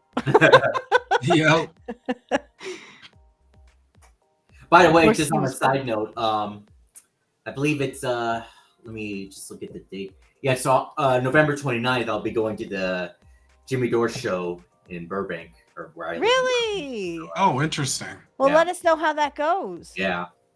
The last 2 years I went there, they were kind of disappointing because he didn't have, the guests on where they were showing the clips of the politics. It was just they were doing like stand-up comedy stuff. But considering how Jimmy's been doing the showing the videos again, gives me hope that he's going to do that again. Live from several California things, But yeah, I've seen some of them. The ones with Roseanne Barr were kind of interesting, but I didn't really watch any. You know what? You know what? I just realized maybe Blue Sky is like, maybe that's a hint. Yeah. Yeah, and Blue Sky. And the Red Sky, you could point to Parler and say Parler was was Red Sky. I think he means red as in like the Red Army, which based, but yeah, this tweet kind of This tweet kind of points out the problem, I think. The website slows down when the devs notice too much leftist infighting, which is funny. It's objectively funny, but it's like, this is the worst time in history to be in an echo chamber. You do not want to be in an echo chamber. There are going to be 2 main groups who are going to be very open to radicalization in the next little while. Right. Those 2 groups are going to be liberals, because obviously they're going to be against Orange Man bad, all that. You can use that. And joy. Joy, yes. Yeah. Democracy. Democracy, yeah. And there's also going to be a ton of disillusioned Trump supporters who who rolled their whole future on him making everything better, and they're about to get the rudest awakening of their lives.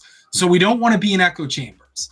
We want to be in spaces that we can radicalize people and get them on the side of the working class, on the side of the everyman. That's and these people are going to do. So, yeah, I mean, this is what we call a civil war. They want a civil war. The rich want a civil war. So they have to act like the common man to get the common man to, delete each other.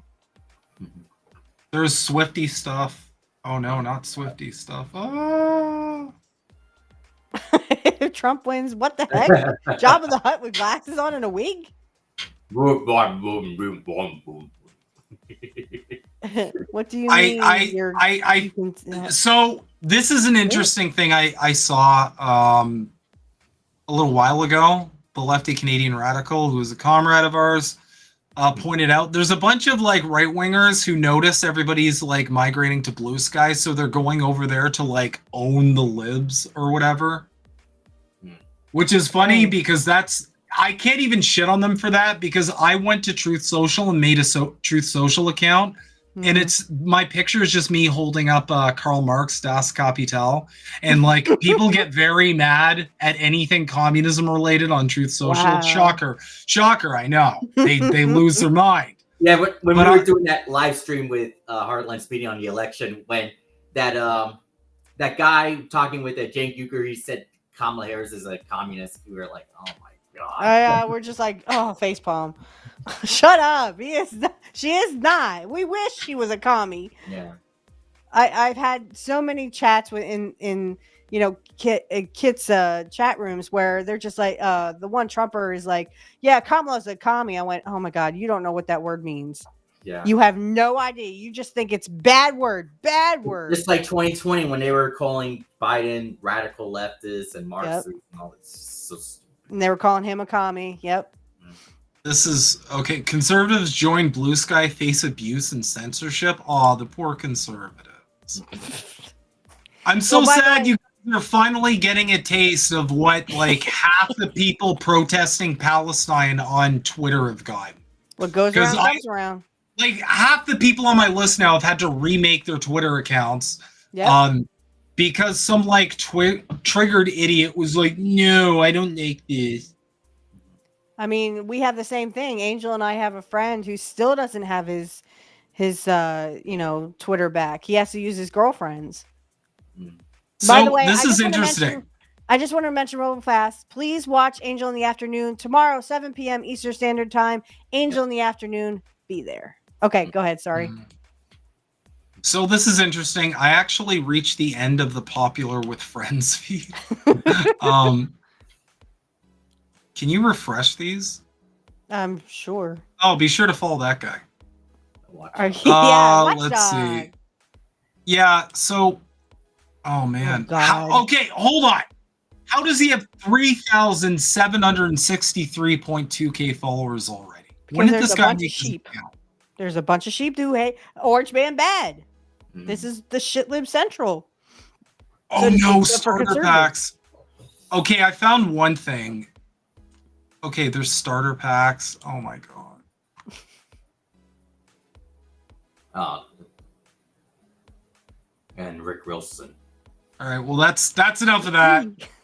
But yeah, basically, Blue Sky, from what I'm seeing, it used to be a little less abrasive than this, but it looks to mainly be a liberal sort of coping, a cope capsule, if you will.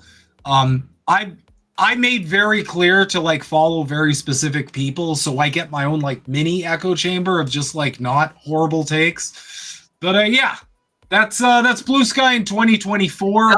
Sounds like the Blue Sky from YouTube. It really does, you know. It sounds like Blue MAGA Sky. That's what it sounds like. Blue MAGA Sky. I love it. And I have noticed all of the Brooklyn dads on there, the JoJo chicks on there, Harry Sasson, and the other one I forget his name. Aaron Wilson. No, they're all on there. So that's that shouldn't be surprising. But that's Blue Sky in 2024. Oh, what about that K-Hive guy? You know. If you know who I'm talking about, he's African American. He always acts crazy in his rants. You know, he was just recently praising Obama for docking down the black people. No. For what's the term? Bailing out over my head. Over my head. Yeah, I know. What are we talking about? In the God or something. I wouldn't call them that, but they're all on there. So that's Blue Sky in 2024. Sign up at your own risk. That's okay. I think I'll pass. I'll stay on Twitter and promote my shows. I saw this video. Someone shared this video today, and I think it's really important to go over it just because this might give a bit more context as to like our perspective of the economy. But yeah, this was really interesting to watch. There's a chart I saw recently that I can't get out of my head. A Harvard business professor and economist asked more than 5,000 Americans how they thought wealth was distributed in the United States. This is what they said they thought it was. Dividing the country into 5 rough groups of the top, bottom, and middle 3 20% groups, they asked people how they thought the wealth in this country was divided. Then he asked them what they thought was the ideal distribution. And 92%, that's at least 9 out of 10 of them, said it should be more like this. In other words, more equitable than they think it is. Now that fact is telling, admittedly, the notion that most Americans know that the system is already skewed unfairly. But what's most interesting to me is the reality compared to our perception. The ideal is as far removed from our perception of reality as the actual distribution is from what we think exists in this country. So ignore the ideal for a moment. Here's what we think it is again. And here is the actual distribution. Shockingly skewed. Not only do the bottom 20% and the next 20%, the bottom 40% of Americans barely have any of the wealth. I mean, it's hard to even see them on the chart. But the top 1% has more of the country's wealth than 9 out of 10 Americans believe the entire top 20% should have. Mind-blowing. But let's... It's way fucking worse than people think it is. Look at it another way, because I find this chart kind of difficult to wrap my head around. Instead, let's reduce the 311 million Americans to just a representative 100 people. Make it simple. Here they are. Teachers, coaches, firefighters, construction workers, engineers, doctors, lawyers, some investment bankers, a CEO, maybe a celebrity or two. Now let's line them up according to their wealth. Poorest people on the left, wealthiest on the right, just a steady row of folks based on their net worth. We'll color code them like we did before based on which 20% quintile they fall into. Now let's reduce the total wealth of the United States, which was roughly $54 trillion in 2009, to this symbolic pile of cash. And let's distribute it among our 100 Americans. Well, here's socialism, all the wealth of the country distributed equally.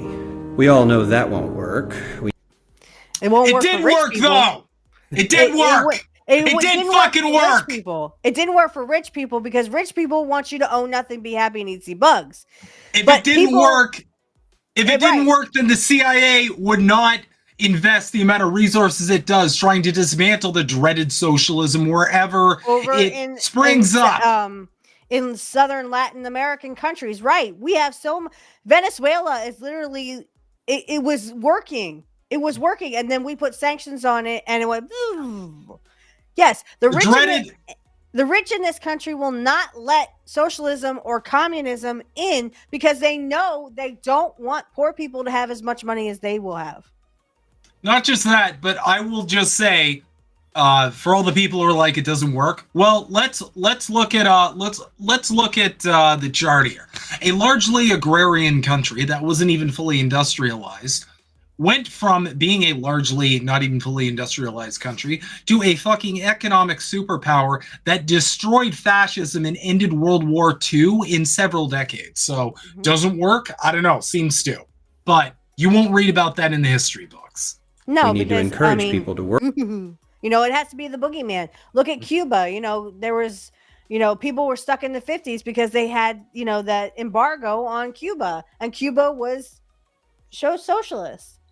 So I mean, it's the rich do not want poor people to have money. That is very obvious because we here are all part of that bottom 20% where literally I mean, I'm supposed to take my son to a new dentist and I hope there's not a copay because I can't fucking afford it.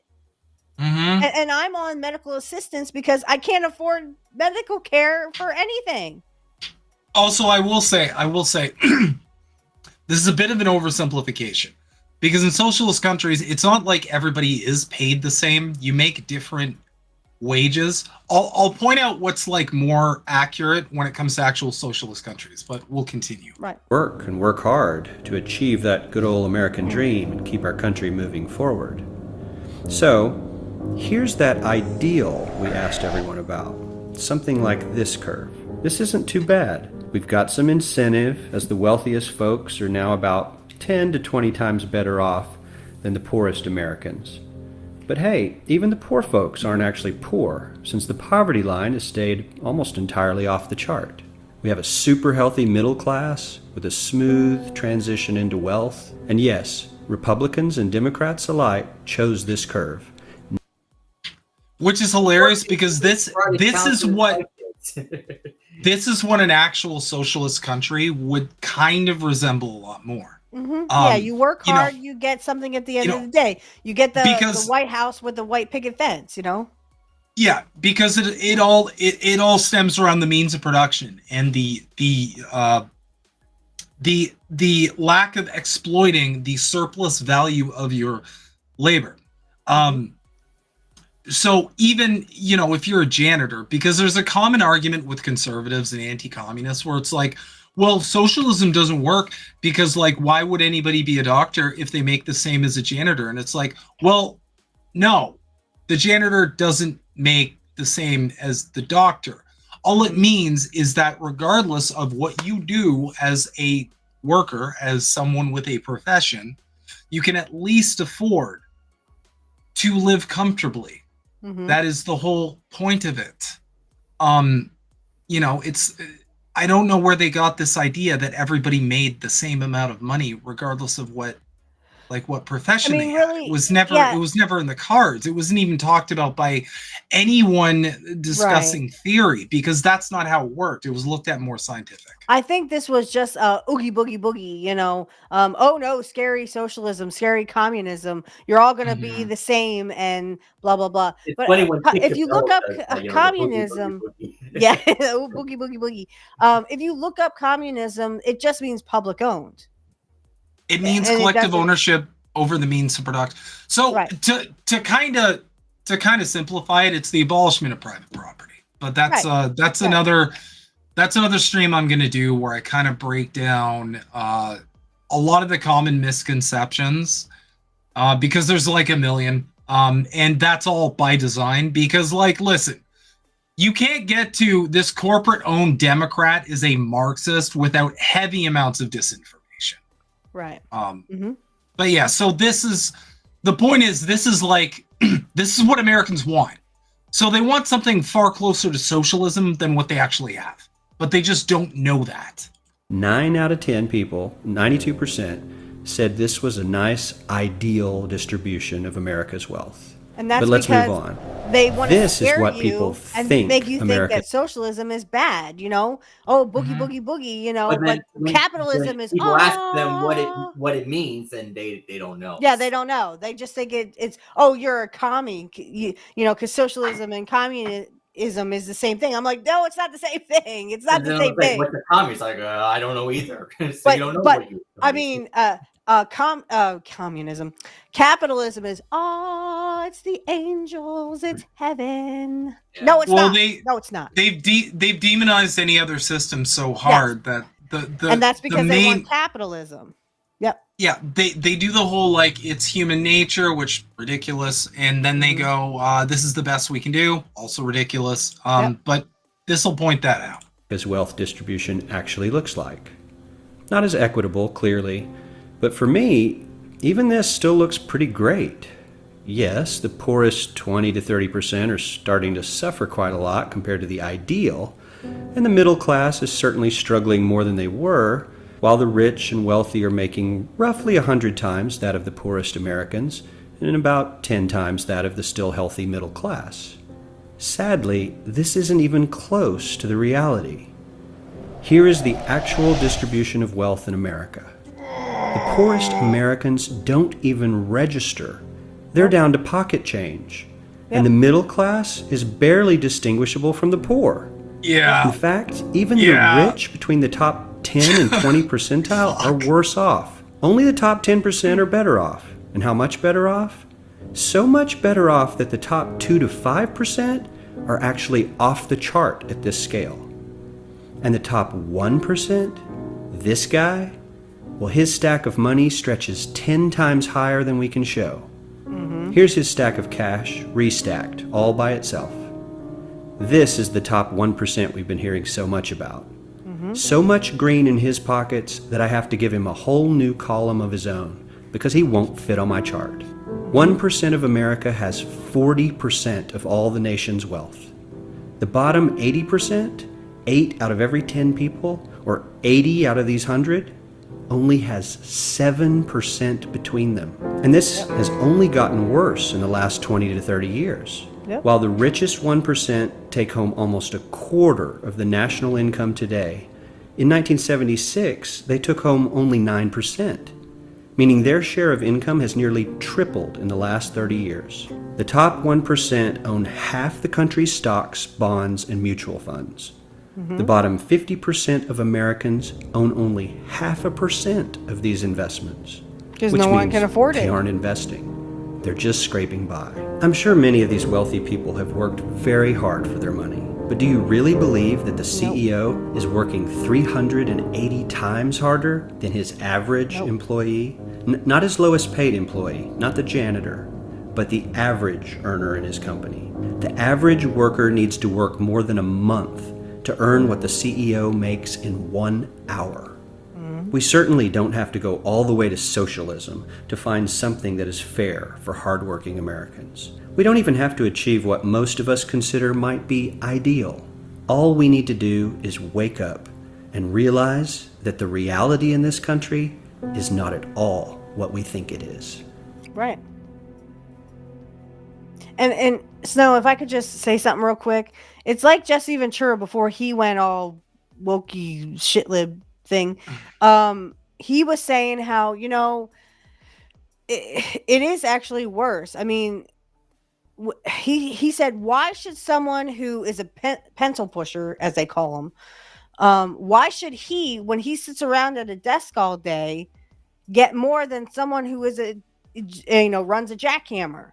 Why? I mean, the guy on the jackhammer is actually doing hard labor work.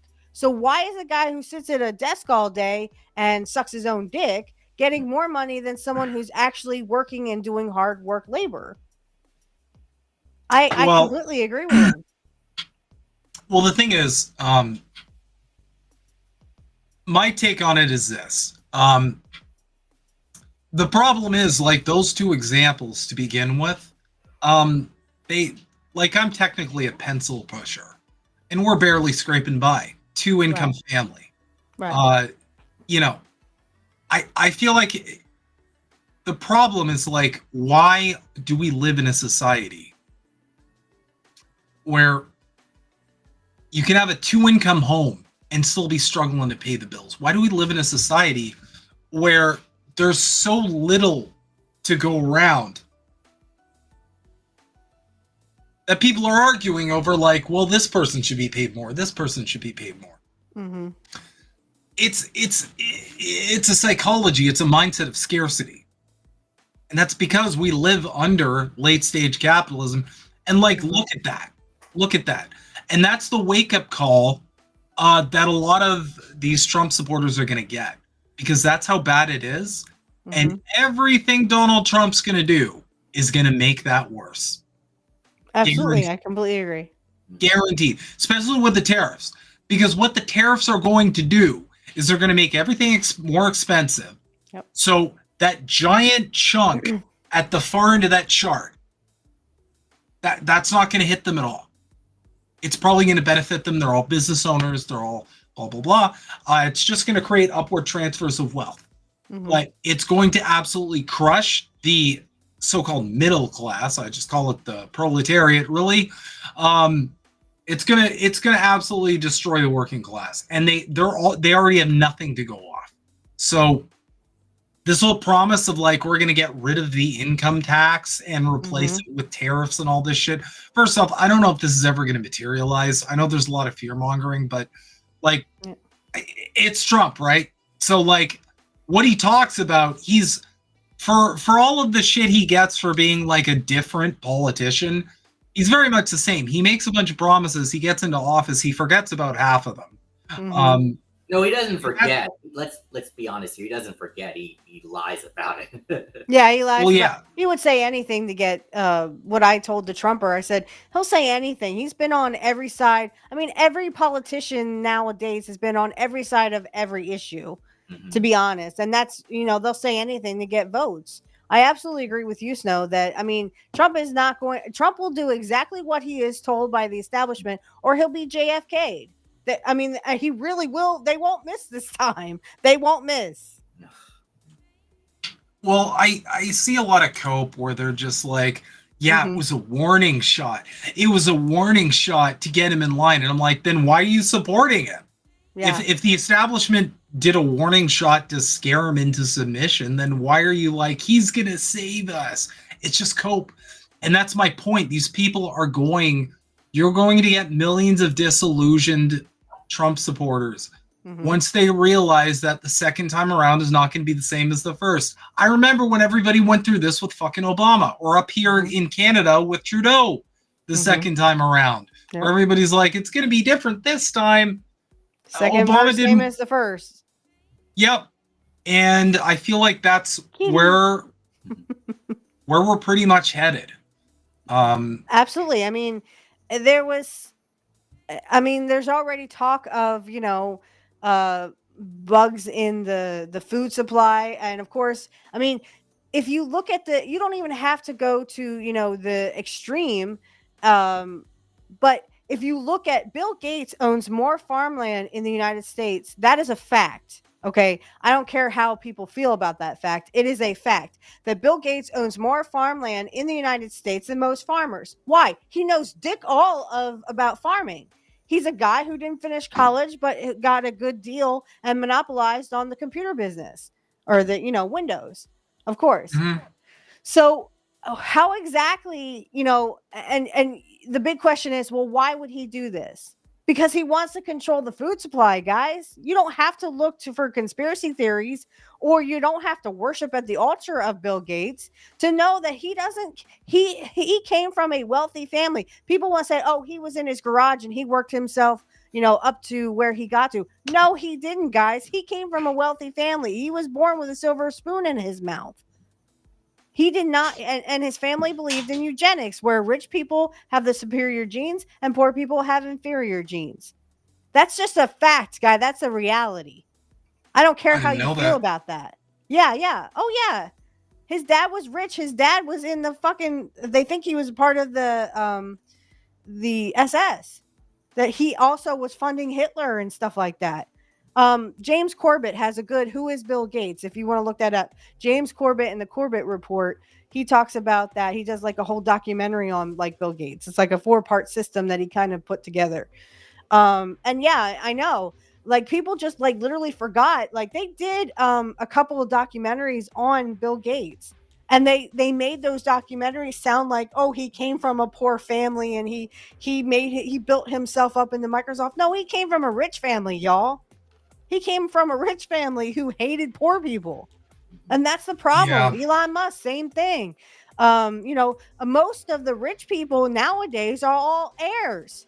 They all accumulated their wealth from being passed down from, parents to children. Well, that's a lie of the self-made man. I'm sure there are self-made people out there, but when you look at these super wealthy people, the majority of them is like, okay, parents gave them a loan, or like they came into all this money, and even Jeff Bezos, I forget the exact amount, but I think it was like a loan of like 30 grand or something. But it's like that's a loan that the average person isn't going to be able to get. The average person isn't going to be able to get $30,000. Yep, trust me. When My we dad talk don't about these have it. people being self-made, and it's like you just got to work hard enough. It's like, okay, well, yeah, work hard enough and literally have like the luck of just being born into access to capital that the average person does not have. If your parents are not rich, like, it is a literal fluke that you get rich. It's a fluke. You luck out. The majority of people, they start a small business, and it just doesn't work out for them because they don't have access to that capital. Right. And that's how we're at the position that we are. And intergenerational wealth is a big factor in that as well. That's why you see people who are poor, their kids go on to being poor as well, because they're stuck in the same cycle of selling your labor to survive. Right. And that's a nearly impossible cycle to get out of, which, by the way, is obviously completely by design. A big chunk of your money goes to paying rent, so it's paying someone else off to live in their house, essentially. And then on top of that, you have bills to pay for, you have food to pay for, which is ridiculously expensive nowadays. Yep. And that's a cycle you're stuck in. And the thing is, you spend so much of your life, usually 8 hours a day. And nowadays, I know people who are working 2 jobs. So they're working a job and then they're working another job on top of that. You're spending all of your all of your waking time is spent working for other people. So, like, where is this magical time that you're going to spend getting out of this cycle? And if you have kids, it's worse. That's why I sort of, I mean, I love my shows to death, but I mean, the thing is, like, I have 4 jobs. Literally, I have a full-time job, plus I have other, like, full-time jobs because, I need to do research for my shows. And I'm away from my son. There's some times where I don't see my son pretty much all day because literally I have, double duty I have to do. And it's like I still can barely make ends meet. And I agree. I mean, I shouldn't, as a technician working on computers, I think, no offense, I should make more than I do. But we're a small business and they can't really, give me as much as I need, I'm not saying that, but I agree with the fact of, well, if you can't be a small business and give me a living wage, then you shouldn't be in business. I guess that's what I'm getting at. But I mean, I love all the people I work with. This is why I do my shows, because I love all the people I work with. I do a show with Angel. I do a show, about my favorite wrestler, and I do Black Magic, talk about my, about my religion and stuff. But that's not creating revenue the way I want it to, because I'm not a big CNN, MSNBC, Fox News. I'm not as big as them, and they're really, YouTube and Rumble aren't made for small shows. I'm not that well known. I mean, I just reached 100K on my wrestling podcast, and that's great. But again, not getting any revenue because I don't have enough watch time. And they don't like small shows like me. So they want to keep us down because the rich don't want us to become rich. Let's face it. The rich don't want us up where they are in the club. They don't want us in the club. Or otherwise we'd already be there. Well, because the rich can only maintain the level of wealth that they do with everybody else working for them. And that's kind of where we're at. Yep.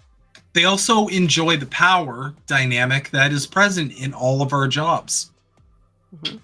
We are stuck in this cycle where we essentially can never really kind of have any leverage at our jobs to begin with, because there's always that fear of getting fired, and that fear of getting fired comes with, like, well, if I lose my job, I can't pay my rent. And then it becomes a spiral of, like, being homeless on the street.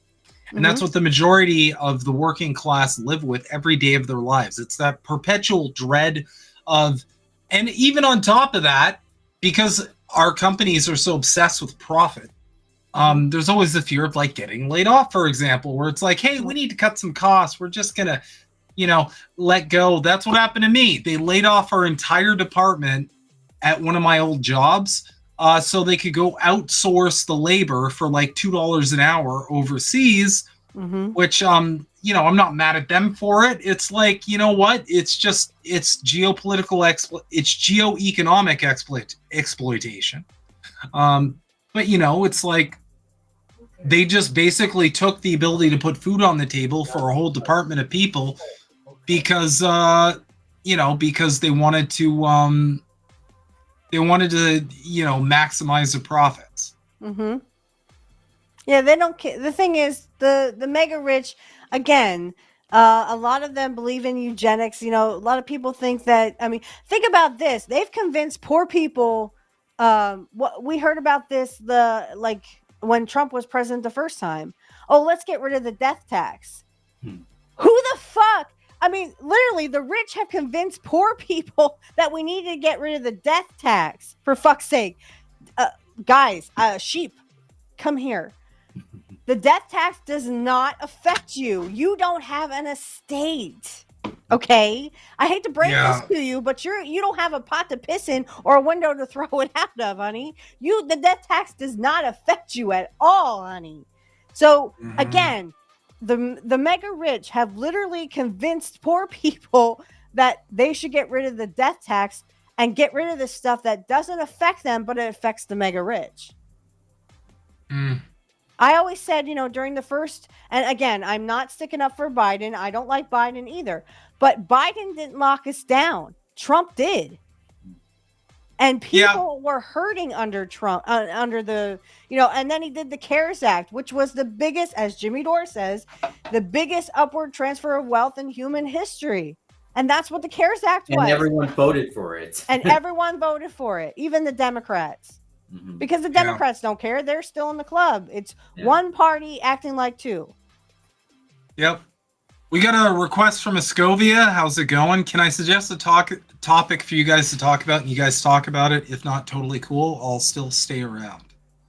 What's the topic? Can you guys talk about cannabis legalization, both recreationally and medically?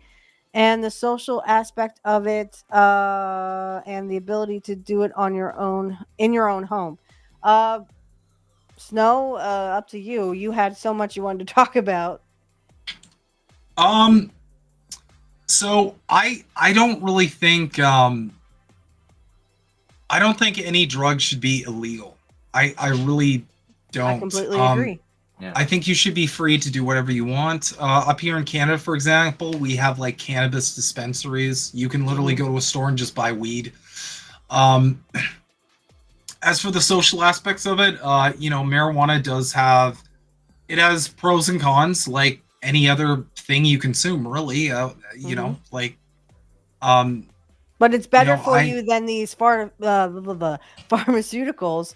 It's way better than alcohol and tobacco, but here's why it will never be legalized, at least in the United States. I can say this, and Jimmy Dore pointed this out. It's because the big tobacco and big alcohol industries find weed and cannabis to be their competitors. So how do you take out a competitor? Well, you make it illegal, right?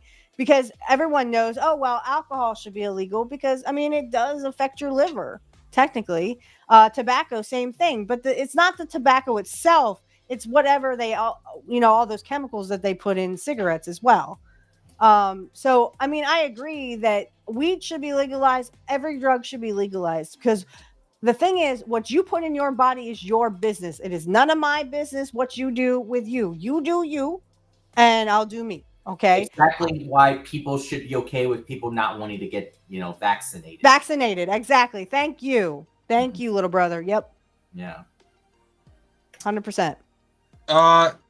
So I agree with you. I think people should be able to do whatever, but should be looked down on. Like, for example, you can go on a public street and start dancing very terribly. It's not against the law, but still not extremely looked up to. LOL. But what business is it of anybody else? It's not like it's being taken over by a competitor. That's what I'm saying. Like big tobacco and big alcohol, they own our government. So weed or other drugs will never be, put into circulation because again, they love the cartels. One, they put the cartels in business for that say no to drugs bullshit, which didn't work.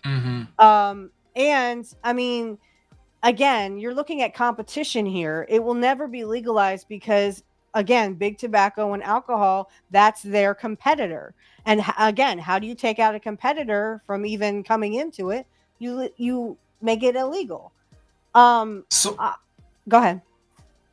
I have a bit of a spicy take here. I think I think what should be looked down on more is the lack of ability to moderate your use of various substances. Mm-hmm. I think if you don't have control over a substance, like a substance is ruling your life, like you have a dependency, a chemical dependency of any kind. Mm-hmm. Speaking from a psych angle, a lot of the time that's due to underlying mental health struggles, which you should be working on, which is hard under capitalism, obviously, because we don't have mental health. Right. That's the other issue that, and so eloquently put, yes, that you should, and you should treat the drug dependency as a mental illness, because it is. It's just like any other illness, like you're a shopaholic, you're a kleptomaniac, or whatever, whatever, thing that you think you need, but you really don't. Like your brain is saying you need it because you feel like euphoria when that happens. When something happens, you have euphoria and you want to keep feeling that. It's the same way how people got addicted, knowingly got addicted from the painkillers. And this goes into what I was saying about, the wrestlers were literally, big pharma literally put out these painkillers like Prevacid or what the heck is it called? I'll think of it in a second.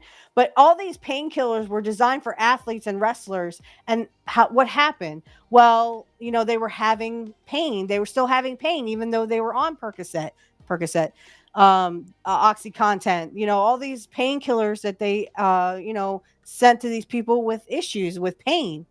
They got you stuck on Vicodin. They got you, addicted. And then, if one was good, two was better, three was better, because it took away the pain temporarily.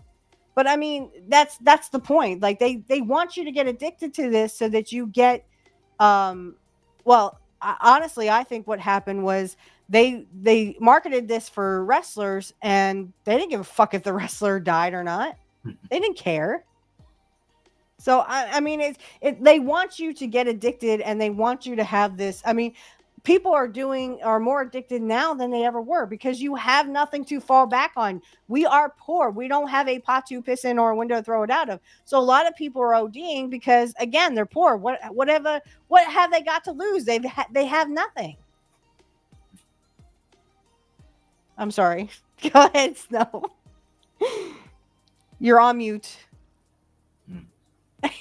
You're on mute. No, I can't hear you. I can read your lips, though. No, we can't hear you. No, we can read your lips, though.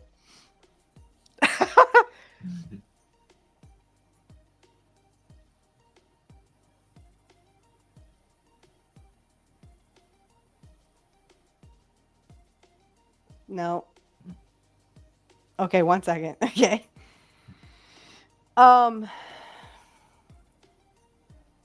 Families to America so that could get alcohol.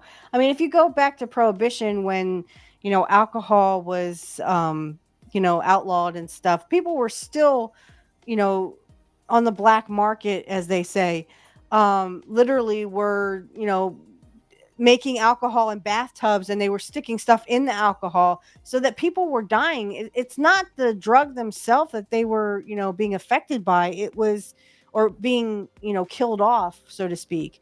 But it was people who were literally sticking other stuff in alcohol and making it even more dangerous, where if it was regulated and, like it is today, just for example, I mean, you could go, they used to have speakeasies and secret wine cellars, and, they were making this stuff in bathtubs, and they were sticking crap in it, and, making their own beer or their own wine or whatever. And it was just a vicious cycle. It's not good to, like, if they could legalize weed or legalize whatever, XYZ, name the drug of your choice, and they could regulate it and, do, instead of this stupid say no to drugs bullshit, excuse me. I honestly, I think that if they did that, it's just, first of all, they won't do it because, again, our government put the cartels in business. And I just think that it's not going to work. It's only going to work well for the rich people who want to keep these cartels in business because they make money off of these cartels. They have no intention of getting the cartels out of business. And they could do that easily, Alex, as Jimmy Jor has pointed out many times. All they'd have to do is legalize drugs and the cartels would disappear. Yep. Snow, are you back? No. Still can't hear you. I don't know. I'm so sorry. Okay, 1 second. Alex, what say you? About what you were just talking about? Yeah. Oh, wait. Yeah, we can hear you now. Yes, we can hear you now, Snow. I'm sorry. This is so fucking annoying. I've seen a lot of channels have some issues with audio. But I digress. So for the final, I did want to do a little bit of an exercise, speaking to what I've been talking about radicalizing people and how this present climate in the West, not just with what's going on in America, but also up here in Canada, we have an impending election coming up next year.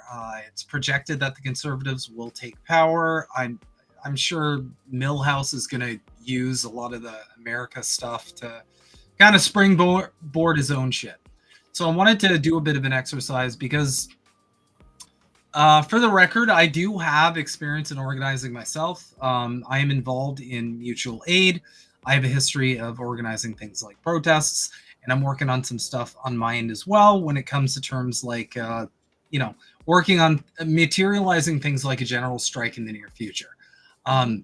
So you have to talk to normal people a lot when it comes to, organizing and also just kind of radicalizing people and getting them to snap out of their, a lot of the time, doom spirals, because they're stuck in this perpetual cycle of, being poor, spending all of your waking time just trying to survive. And I get it. I'm in that boat too. Most of us are. So I wanted to kind of just break down a little bit what works for me and, what doesn't. Because there are some things that don't work and there are some things that do work. So I did, this is really goofy, but I don't care. I made a whiteboard using free online whiteboard. Wow, look at that. Look at that. It says how to radicalize people. A whiteboard, you're racist. Oh, man. Okay, so I pretty much have 5 points when it comes to radicalizing people. Now, the first one is pretty straightforward. Number 1, if you're going to radicalize people, be normal. I mean, what does that mean, though, really? I mean, what's normal for one person is normal for the next, isn't normal. I'll explain. Okay. Okay, so for a lot of terminally online people, a lot of us are kind of dialed in a lot more than the average person. So you have to understand first and foremost that the average person, they might not have a lot of political knowledge. They might not have a lot of, understanding of like geopolitical events. They might not understand things like socialism or capitalism. All they really know is that life is hard and, it's difficult. And the majority of people who vote, at least in Western countries, kind of just pretty much vote on vibes. They look at the politician who goes, I get that life's hard, I'm going to make it better. And they vote for the person who says, I'm going to make it better. Mm-hmm. That's why Kamala Harris, I feel, took the massive L that she did, because she didn't really do that. Donald Trump did, in my opinion. Yeah. He said, everything's expensive, the economy's crap, I'm going to make it all better. His solutions are dog shit, but we know that because the solutions for his first term were dog shit too. Kamala Harris basically ran on the whole, like, everything's kind of fine and you're voting for status quo. And when someone's running on a change agent, when the country's not doing well, when ordinary people are struggling economically, that's not a good way to run it. You shouldn't be running on status quo. Remember, Kyle Kulinski thought she ran a much better campaign than Hillary did. I mean, Hillary ran objectively the worst campaign, so I don't really know how to quantify that. Yeah, but like much better. I think he was saying like, I think she was saying that she ran a great, or at least a good campaign, at least, you know. That's what but what I also wanted to say was, one of the most ridiculous things, you know, Kamala did was, you know, doing the ad of, you know, Trump giving billionaires the tax cut and all that stuff, which, I mean, that's what he did, of course, but, you know, we weren't falling for it because she and Joe Biden kept that policy. So, I mean, so how was she going to fix it? Yeah, and that's what a lot of normal people kind of fall for. They fall for these kind of like okie dokes where one politician is, you know, kind of just running on vibes and the other politician's running on, I'm going to change things. So my point is be normal. What do I mean by be normal? What I mean essentially is relate to people. So it's really easy to relate to people because for most people, it's hard to get yourself out of this bubble, especially if you're terminally online like myself. But you should look at everyday people as people who are probably more or less fighting the same fight you are. You know? I'll be back in a minute. Yep, go for it. So what do I mean by that? What I mean is, you know, let's say you have a problem with your plumbing, or you have an unexpected vet bill. You know, stuff like that. My son gets sick and I have to take him to the doctor or the ER. Yeah. Exactly. We all have those common struggles. And it's kind of a panic because it's like, oh my God, we're barely scraping by and now we have this extra expense. I don't know how I'm going to deal with that.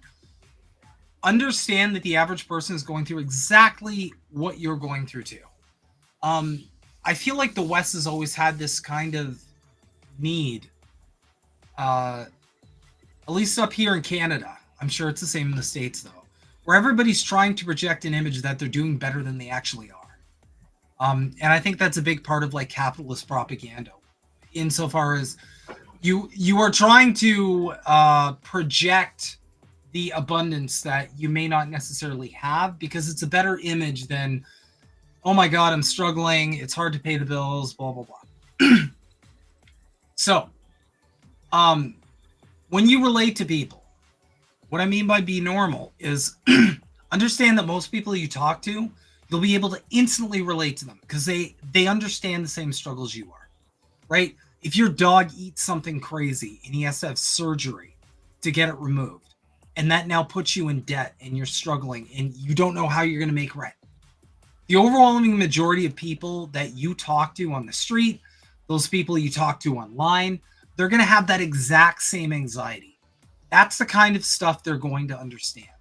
And the sooner you can get those points of relation where you get people to relate to you and you have that connection of like, oh my God, yeah, like, why is everything so expensive? I can barely get by. You're going to make a connection, and all of a sudden you're going to form, at least this is how I've been successful in doing so. You're going to create a moment of solidarity there where it's suddenly you and that other person, you understand each other, and now there's something to fight for, as opposed to this constant climate of like division and pitting people against each other, and everybody's trying to project this false abundance that they don't actually have. All of that you know, find those moments, those points of relation where you can actually get people to realize, like, hey, you know what? Like, it doesn't matter which of these useless parties we support, because we have all the same struggles at the end of the day. And those struggles don't really change regardless of who you vote for. And that's kind of just how living under capitalist democracy works, right? So that right off the bat is the first point that's helped me a lot. You know, just be a normal working class person. And you'll be able to relate to most people. Because most people are really fighting the same fight that you are. Now, for the second point, this has helped me a lot. Use simple language. Now, this is more directed towards people who are more well-read, especially if you've read stuff like theory. You know, use terms and sorry, I forgot to number it. That's my bad. That's use terms that everybody can understand. So the average person might not understand things like, you know, the surplus value of labor or ownership over the means of production or these concepts. What they do understand is they understand that their job is largely a dictatorship. It's not a democracy.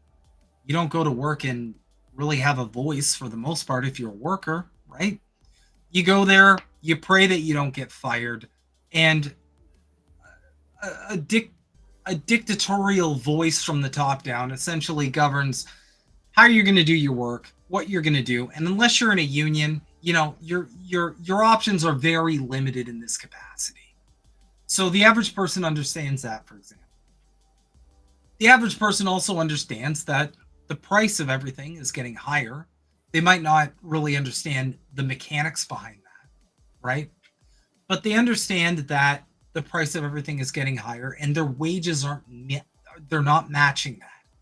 Their wages aren't rising to meet the increase in costs, or their wages just aren't enough to cover basic costs to begin with. Most people understand that too. You know, simple language is like, yeah, like, why don't any of us make enough? You know? Or like, crap, I got 2 jobs and I can still barely afford rent. This is simple language that helps people out. Now, if you want to get people introduced to, you know, resources such as like various texts and critiques of capitalism and the capitalist system, or, you know, even something simpler like just basic understanding economics, go for it. But for the most part, if you just use simple language that everybody can understand, you're going to get them on your side and you're going to help connect with them a lot easier. I have certain like socialist friends, for example, who, you know, I've kind of had to work with them a little bit because they try and like get into like really complicated topics and break things down in like a complicated manner to the average person. And it's really easy to lose them really quick. But really, it's not as complicated as it seems. The basic problem here is that you have a very small group of people who are exploiting a large group of people for their personal gain, and those people they're exploiting are doing all the work, right? And this is done in a very undemocratic fashion. You explain it to most people like that, and it's going to be really, really simple. You know, most people get that. You know, if you show up to your job at McDonald's, or you show up to your job at, I don't know, H&R Block or something, you've got a boss, they tell you what to do, they scold you when you do something wrong. You might be lucky enough to get a little bit of praise when you do something right.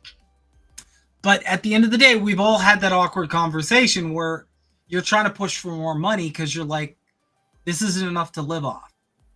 And then you see the heel dragging and the various, you know, kind of dances your manager has to do, because at the end of the day, the company is trying to pay its labor force as low as possible because that maximizes profits, you know? And what I do is, one of the best ways I get through to average people in the instances that I've been successful at radicalizing them is I use an example of like, isn't it weird how your company always talks about like how it's not in the budget to pay you more, but then that same company brags in those meetings and online about record profits for the company and how well they're doing? Isn't that kind of weird how they're so poor when it comes to paying you more, but they're doing so well when it comes to like expressing messages to their shareholders or like projecting an outward image of how well their company is doing? Because we all go through that, right? A lot of us have seen that where a business is going to be like, we're doing so well. We are doing so amazing. Also, we can't afford to pay you that extra $1 an hour that you're asking for. Everybody gets that. Everybody understands that. And that brings me to my next point, number 3. So before you move any further, I just want to mention I got to get off now. Okay, man. Yeah. Yeah, I might have to leave soon too. All good. It was great being with you guys again. I'll be on with Angel in the afternoon tomorrow with Angel Rivera at 7 Eastern. So don't forget to watch. So and you'll also be on with Pro Wrestling Talk at 9 o'clock Eastern. Yeah. Yeah, you will. All right. All right. Well, thanks for coming on, man, and have a good night. Always a pleasure. You too. Mm-hmm. Bye, little brother. Bye. And hi, Steak. How are you, Steak? I love Steak. I know. I love Steak too. I always talk to him in the Kit Cabello chats once in a while. Steak sticks up for me as much as he can. Nice. So, point number 3 is pretty simple. Speak to people's needs. So this is related to the other two somewhat, but basically, talk about what's important to people. Now, what's important to people in their everyday life is, for the most part, they're looking to pay the rent. They're looking to be able to afford food. A big point of radicalization over the last like about half a decade, for example, is talk about like how you dread going to the grocery store because you just see all the items get rung up at the grocery store and you're like, oh my god, how did that come out to $60? How did that come out to $150? Right off the bat, you're speaking to a need that most people have, which is, the fact that food is unaffordable. And, even if it just comes up to $40, some person could be making so little at the job that they don't really, that's like a dent to them. And that's something they're going to struggle with. I feel like if you speak to people's needs and focusing on that, or, the cost of rent, that's a huge one too, especially if you live in a city. If you live in a big city, rent can be half the paycheck. I know some people that it's like 3/4 of the paycheck, and then they just have the rest to survive on. And that's just having a roof over your head and somewhere to go to the washroom and somewhere to sleep. Like, these are all things that your average everyday person, regardless of the political beliefs, regardless of their, their thoughts on most topics, are going to understand. How much, your internet bill costs, your phone bill, how little you make at your job again. That's always a big one. That's a huge one. Because most people, they just feel like they're getting screwed. Because we're in this culture right now where you're getting work to the bone. For most people, every day at work is stressful. It is for me. I know that. It's unbelievably stressful. I am pushed every minute of the day to work as hard as humanly possible. And, most people are getting squeezed for all the productivity they have. And they're not making the money that makes that feel worth it. Which is really, really, really distressing.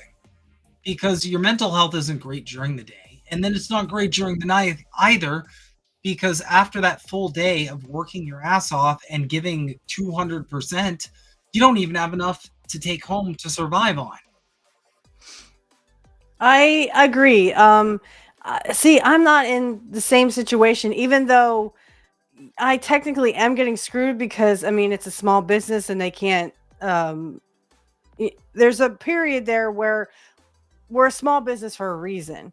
And we're trying to attract more customers so that we can get a little bigger. You know what I mean?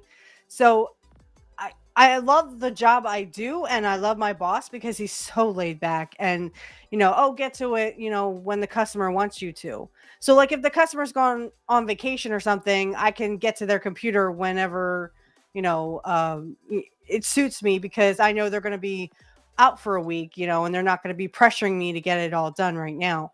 So, and again, my boss does the same thing, even though he only comes in for like 1-2 hours a day.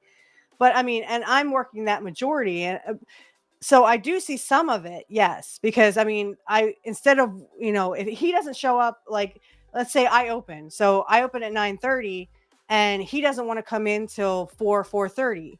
Well, now I've spent all that time and I can't go get my son off the bus. I can't come home early and get my son off the bus because I have to stay there because I'm the only person there. I can't just close up and say, well, I'm just going to go get my son off the bus. I can't do that. That's not how you run a business. So I kind of get, what you're saying. It's just, I mean, I like my job. I like what I do. So but I feel the pinch that, sometimes I'm like, well, I can't pay this bill this week or this month because I've also been able to radicalize a lot of even small business owners because the inherent contradictions of capitalism, they apply to small business owners too. So this is a big part of what Marx talked about with one of the internal contradictions of capitalism. So you have a bunch of customers, right? Those customers don't have enough purchasing power to be able to spend as much as they would like to. So for small business owners, I'm like, do you feel like you get enough customers? Do you feel like you get enough business? A lot of them say, well, no, we could use more business. And it's like, well, yes, because I'm sure a lot of people would like to give you their business, but they do not have enough purchasing power from their own revenue streams because the majority of your customers are going to be working class. They don't have enough money from their revenue streams to be able to do that. So for example, and I always try and custom tailor this as an example. You work in computers. Now, if someone's computer breaks down, let's say, let's make it gruesome. The ultimate fried motherboard. Which happens on a much larger scale. But yes, go ahead. Motherboard is caked out. It's just done, right? Now, a lot of people, they can't afford to get a new one. So for them, it's like, okay, well, I guess I'll just use my phone. They would like to take their computer in and get it fixed, but they do not have the purchasing power to be able to take it in and get it fixed. And for you, that means less business because it's like, wow, I would love to take my computer to Miss Witchy Incorporated. But I can't because I don't have, if I spend that money on getting my computer fixed, I won't be able to make rent this week. And I've had several customers that had to do that. And the nice thing is, my boss will, if it comes down to that, we will do like a payment plan where you can just kind of make payments. You know what I mean? So he's kind of lenient on that. But I mean, there's some things where I wish he would just not do it because, for example, the other week, I had a customer and it was like $200 worth of stuff. And, my labor plus, cause I get commission on everything I sell plus everything I fix. And this woman had like over a $200 bill. And literally because she came in and there was a misunderstanding between her and my boss, he literally didn't charge her. So I lost commission. Plus I lost, my labor for all that. It didn't mean to anything to him. And I was so frustrated. And this is where I can relate to them, because I mean, like, my boss he screwed me out of that commission. So there's more money taking out of my mouth. Well, my son's mouth. Okay. I work for my son. Let's just put it that way. I put food on the table for my son. So, but again, he screwed me out of that commission. So now that's money out of my son's mouth. And you never know, because at the end of the day, your boss might be like struggling with his expenses. Yeah. At the end of the day, unless you're a CEO of like a large corporation, you're probably not buying yachts and stacking jet skis at your cottage. And that's because the overwhelming majority of your customer base does not have the purchasing power to give you the sufficient business that you have. Especially on top of it, you're competing with these large businesses where people can just go to whatever. In your case, someone goes to like Geek Squad at Best Buy, or like, I don't know, ifixcomputers.com. Or I've actually heard horror stories about Geek Squad. People don't, when they come to us, I've heard like, oh, my customers are like, oh, I hate Geek Squad. I had a couple from Maryland literally come all the way from Maryland to, Lancaster County, PA, so they could get their computer fixed, because the local computer people say, no, we're not going to fix it. It's too darn old. Then why are you a computer business? If you're not going to fix them, why are you a computer business? And that's another point too, because again, because of the capitalist structure, a lot of people they hire for Geek Squad are just people they can get for the lowest wages, because people and literally know nothing about the computer. I know more than they know. I have this one story where this was before I was even like a super computer nerd, but I remember taking my computer in as a kid, and I was pretty sure it was a power supply, but I was like, these experts obviously know more than I do. Mm-hmm. So I took it in, and I'm like, I'm pretty sure it's the power supply. And they spent like a couple days running diagnostics. They're like, we think it's the hard drive. And I'm like, are you sure it's not the power supply? Would it even boot up? That was my argument, because I'm like, it's not booting up. If it were the hard drive, it wouldn't boot up. It would boot up and then not proceed on the fucking the boot priority list, right? Right. That's what would happen. Right. So after several days later, they begrudgingly admitted it was in fact the power supply. And I didn't have enough. It didn't have enough juice for my GPU. Right. Which is a noob mistake on my part. That's my noob sauce. But all they would have had to do was stick like little probes in them to see how much electricity was being, put out. And boom. It's the power supply. Or just like literally, I did this for a friend. You look at the card, you look at the PSU. Mm-hmm. And then you're like, okay. Your power supply is not able to power your graphics card, and that's no shit city. That was it. So, or they could have done what I did, which was swap out the power supply. It turned out it wasn't the power supply; it was the motherboard. So I'm just like, oh, screw it, just give it ours. Just give them ours. They can buy ours. Yeah. But we have that, you and me have that mentality that we actually look at the problem, where these people just go, oh, it's this. I've only had one computer in my lifetime. It was actually the hard drive that would not power it. I had to change out the hard drive, and then the computer came on. So that rarely happens, that it's the actual hard drive. So it's mostly the power supply. I mean, if it turns on and then turns completely off, yeah, it's the power supply. But and also, at the end of the day, the computer gives you hints. So, for example, if you can see into the side of the computer, you'll notice a little red light. That's important. It's fucking important, because the red light is trying to tell you what's wrong with the computer.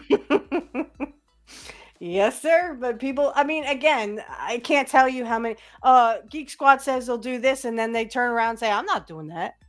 I'm like, my God, then why are they in business? Why are they the Geek Squad? Because these obviously they're not geeks who know anything about computers. I know more than they do. And honestly, I mean, like I said, I've been in the business longer, but that has nothing. Yeah. As a nerd, if you own a computer, if you're a PC person, if you're not like intimately familiar with the computers, to anyone watching, I would highly recommend, honestly, just build your own computer. Just figure it out from scratch. Because honestly, just being able to just fix your own computer, like just there's a problem and you're like, I know what the problem is, I'm going to fix a problem. Yay, the computer's fixed. You'll save so much money. You also save so much money just building the computer, because you'll rapidly realize like how much you're getting soaked from these like pre-made computer models that you order off the internet or buy it like a big box shop. Oh my god. You can make an amazing like top tier computer for almost like half the price. It's amazing. Just be careful, because sometimes they will put cheap parts in, even if you get it from like a big box. Like we had a guy come in and he had 2 pre-built, and they were both doing the same thing where they were crashing the hard drive every few weeks. So he's a big gamer and he was playing these games, and both these pre-builts were doing the same thing.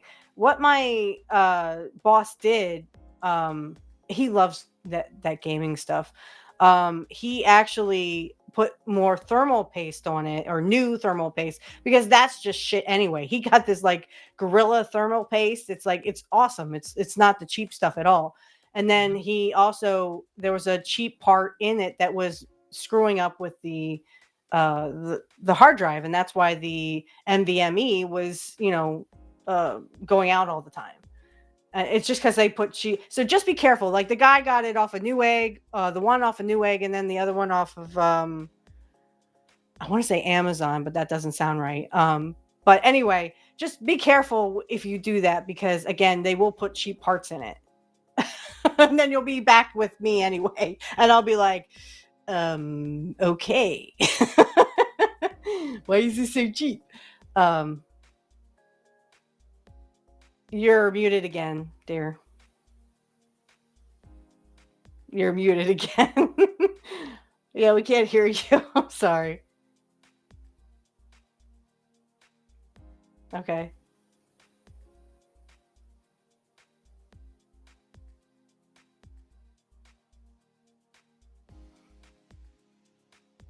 Yeah, I don't know.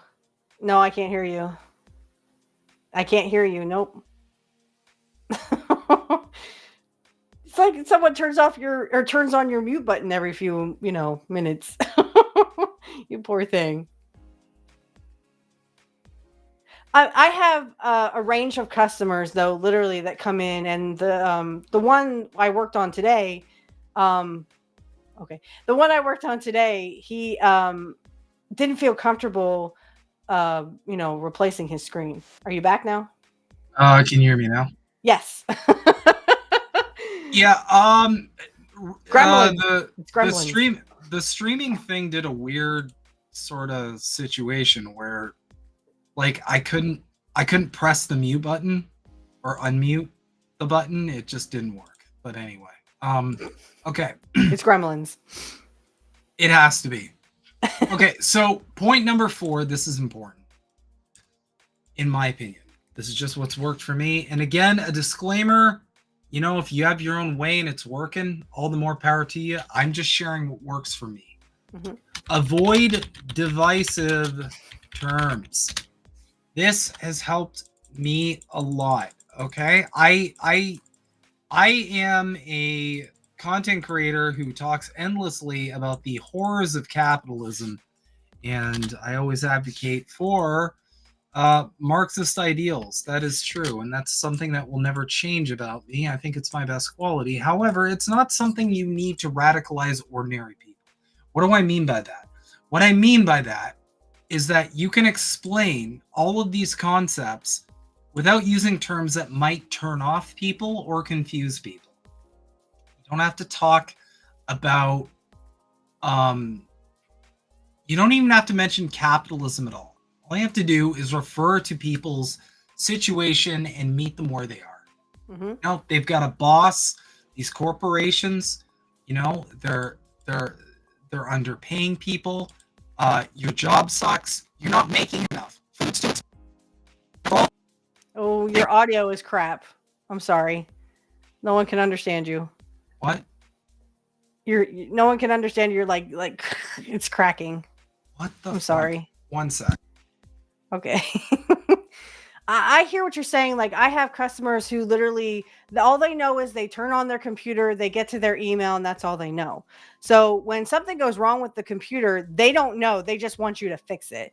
So how I talk to my customers is I try to use what we call layman's terms. Even in the computer world, I mean, no one's going to know what a modem is, or no one's going to understand what, what Windows they have, if they have Windows 10 or Windows 11. So you kind of have to break it down for them and kind of not use big words, like, I mean, I went to school for computers, so I know what a modem versus I know a big one. I usually tell this to people who buy new laptops because new laptops don't have a lot of USB ports. So what I try to tell them is, well, a USB, and then I show them the end of it. This is what a USB connector looks like. And if you want more, we call them USB hubs. But they don't know what that is. They think that's some kind of, a hub on a car or something, So you have to explain it to them. Well, it's basically, if you plug it into what they call a C port, if you plug it in, it gives you more USB compatibility. So you can use or they usually have USBs, but they also have C connectors too. So a C connector is if you want to plug in your phone, like if you want to, charge your phone or something, you have a C connector. But they don't understand what that is. So you have to kind of break it down for them. So, you just get more USBs, you get more for less. Even if you use one USB, you get like 4 or 5 more. Sorry, can you hear me now? Yes. Am I good? Perfect. Yes. Okay. Jesus fucking Christ. But yeah, that's a good example. My point is avoid terms that are going to confuse people. At the end of the day, like they're not needed. All you got to do is just meet people where they are. Everybody's on the same page, okay? Nobody's pretending that Bill Gates and Elon Musk and Bezos and George Soros, like nobody's pretending that these people don't exist. We all get it. It's just the second you get into terms, it might confuse people. So the last point, because we are going on almost 3 hours, goddamn, but that's no Himbo streams for you guys. It's always a long haul. All right, I'm all about the long game. Number 5, Steelman their assumptions. Now, this is an important point and one that's helped me a lot because a lot of people likely are being told that the reason that life is hard is for one reason or another. Okay? If you dismiss this right off the bat, if you dismiss their assumptions right off the bat, you're going to cause unnecessary friction. You might run the risk of causing cognitive dissonance. What's helped me a lot is to just steelman that and then redirect. So, for example, if someone's like, yeah, you know what? Like, I've been unemployed for so long. It's, oh my God, it's these immigrants. It's like they're taking all our jobs. You can just go, okay, I understand that finding a job is really hard. I do get that. However, why is it hard? At the end of the day, there's still more jobs than there are people to fill them. So what's the difference there? And you can explain, you can take it from there and essentially explain to them, the real reason why life is hard or why it's hard to find a job. For example, my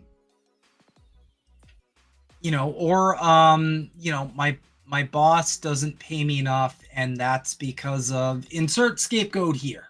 You can just explain, well, have you ever thought that maybe the company you work for doesn't pay you enough because they have like an incentive to not pay you enough because that makes them more profits? And then you can get into the whole conversation. This helps me just because I've been in these meetings. I've been in these management meetings. And this is something that radicalizes people quick, especially if you're trying to get like something like a general strike going or anything that's going to disrupt capital, period. Mm-hmm. The people in these meetings obsess over like even a slight decline in their profit, anything at all. Mm-hmm. This is also a good argument for boycotting companies, especially ones that's BDS, for example, any companies that support Israel and the actions they're doing in Gaza. These motherfuckers, don't let them fool you for a second. These motherfuckers obsess over their profits. If it dips a slight bit, they have metrics. They have analytics on that shit. They are fixated on figuring out any reason why their profit might dip like a centimeter from where it went before. And who they always blame? The workers. Oh, it must be because we have too many workers, so we're going to lay off a bunch of people. Right. So my point is, like, these people are also, I'll give my, one of my old companies, the one that laid us all off for, like offshoring all the labor so they could pay like $2 an hour. All of their managers, like their upper managers, they would get a bonus. They would get really fat bonuses if they could like stay within their budget. And they were basically given free reign. However they wanted to do this, it was fine. So they were literally incentivized to not pay their workforce more because they would miss out on their bonus if they jeopardized that budget. And it wasn't like they would get penalized at all. It's just they would make way more money if they figured out inventive ways to minimize the cost of labor. Now, that's an example I use to kind of explain to people, this is not only why it's hard to find a job. Okay. It's hard to keep one, too. It's hard to keep one. And it's also why you're never making enough at whatever job you go to. Right. Because it's not just that it's hard to find a job, it's that when you get the job, and I explain this from my personal experience, after I got laid off, I took a whatever job for like a year. I took a whatever job and it paid garbage. But the fact that, just taking a whatever job means like you literally cannot survive that's the whole point of the problem. If you're spending your life working 8 hours a day, and this is what you can always reach normal people by talking to. If you're spending 8 hours of your life, the only life you know, well, depending on your beliefs, this life, for example, until the simulation ends and you're unplugged out of the matrix and you realize you've actually been a dragon that's been asleep for 500 years in a slumber, experiencing the human simulation. I'm going to cut my ADHD off there, but my point is, in this life, you are spending 8 hours of your goddamn day, most of your time that you're awake, you are spending that working for someone else. If that's not enough for you to survive on, if at the end of the day that's still not enough juice to just get a roof over your head and food in the fridge, then something is deeply fundamentally wrong with the fucking system. And everybody gets that. Every single person on earth gets that pain because we've all felt it. We all feel it every day. Yep. That's a universal pain that everybody feels.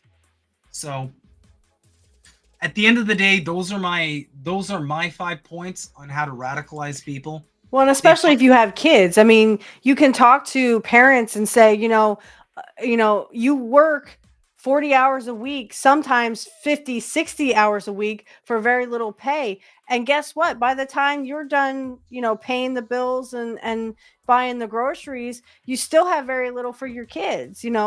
There's people out there that are literally struggling and they have families, so you can also kind of relate to them with their kids. I mean, I'm technically in the eyes of the government, even though I'm happily engaged to be married soon. In the eyes of the government, I'm still a single mother. I have to work. I can't live off the government like some people can. I don't know. People just get away with that shit. I'm not one of those people, I work hard for what I have. and I've always said this to my soon-to-be husband. I work hard, damn it, and I want my son to know that I work hard because I was instilled with the same ethics that you work hard, you get enough to live, and you still have fun. Well, that doesn't happen anymore. And what can I teach my son when he gets older? Because he saw that I was struggling, I was always stressed out, but I have to work and I can't be with him. That's something you can always get to the parents, and especially the single mothers out there who wish they could spend as much time with their kids because they love their kids. I mean, I love my son to death. He is my world. And when my soon to be husband and I have children, they will be my world. But I mean, the fact that two people have to work to make ends meet, and then they're barely making ends meet, they barely have enough for their kids. It's just heartbreaking. And everyone can also relate to that who's also a parent.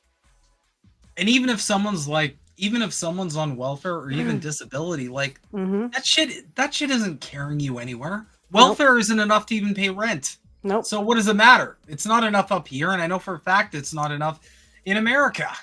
Like, it really isn't. If you're on welfare, you're probably homeless or staying with someone. Like, that's not a life. Even if you're on disability.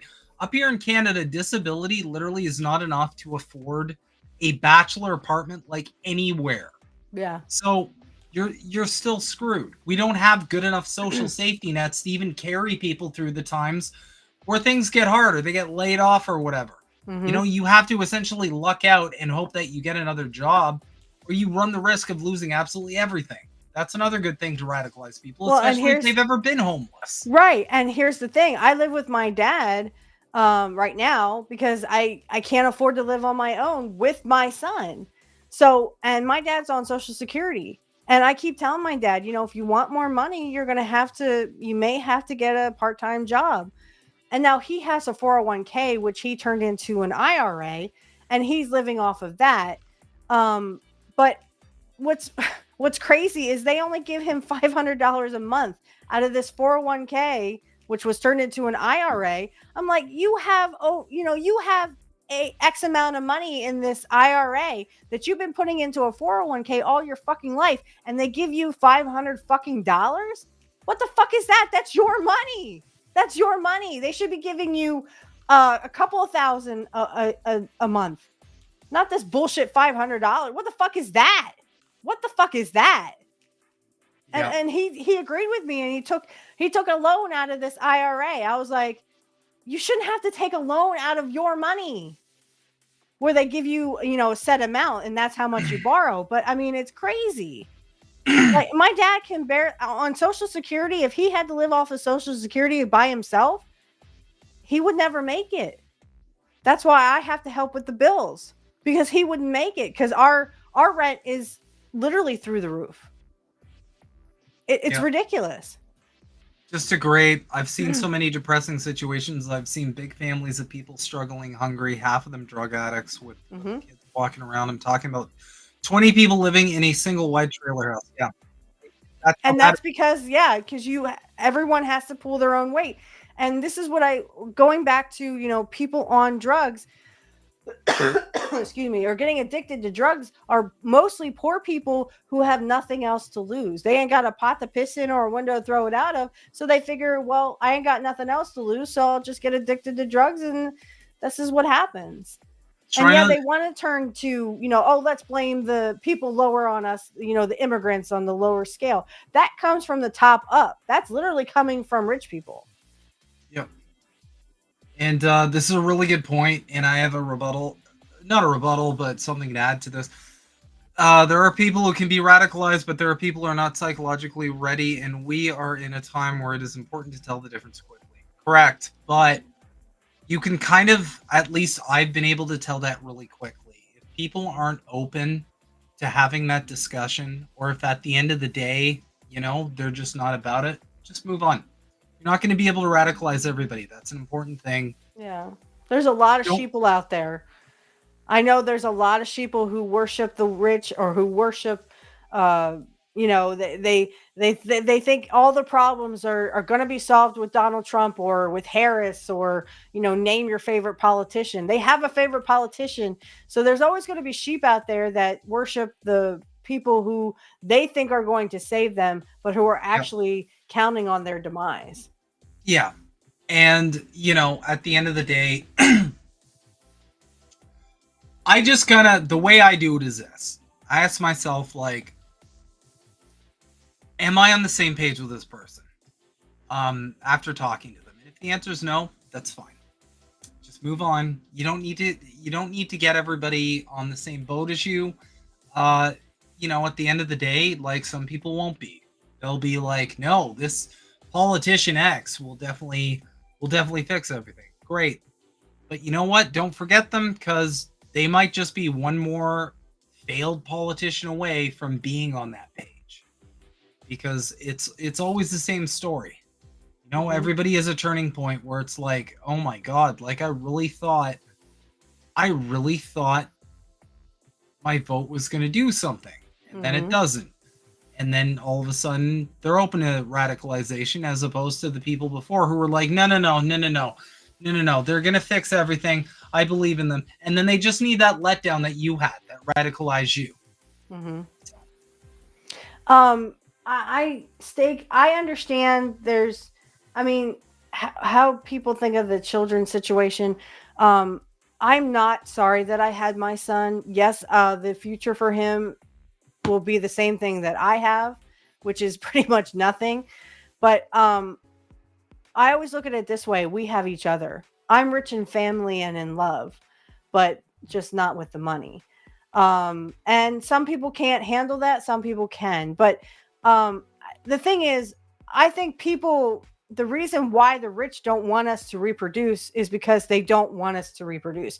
They think we're low. We are lower than cockroaches to them. We're lower than dirt. We're lower than a snake's belly.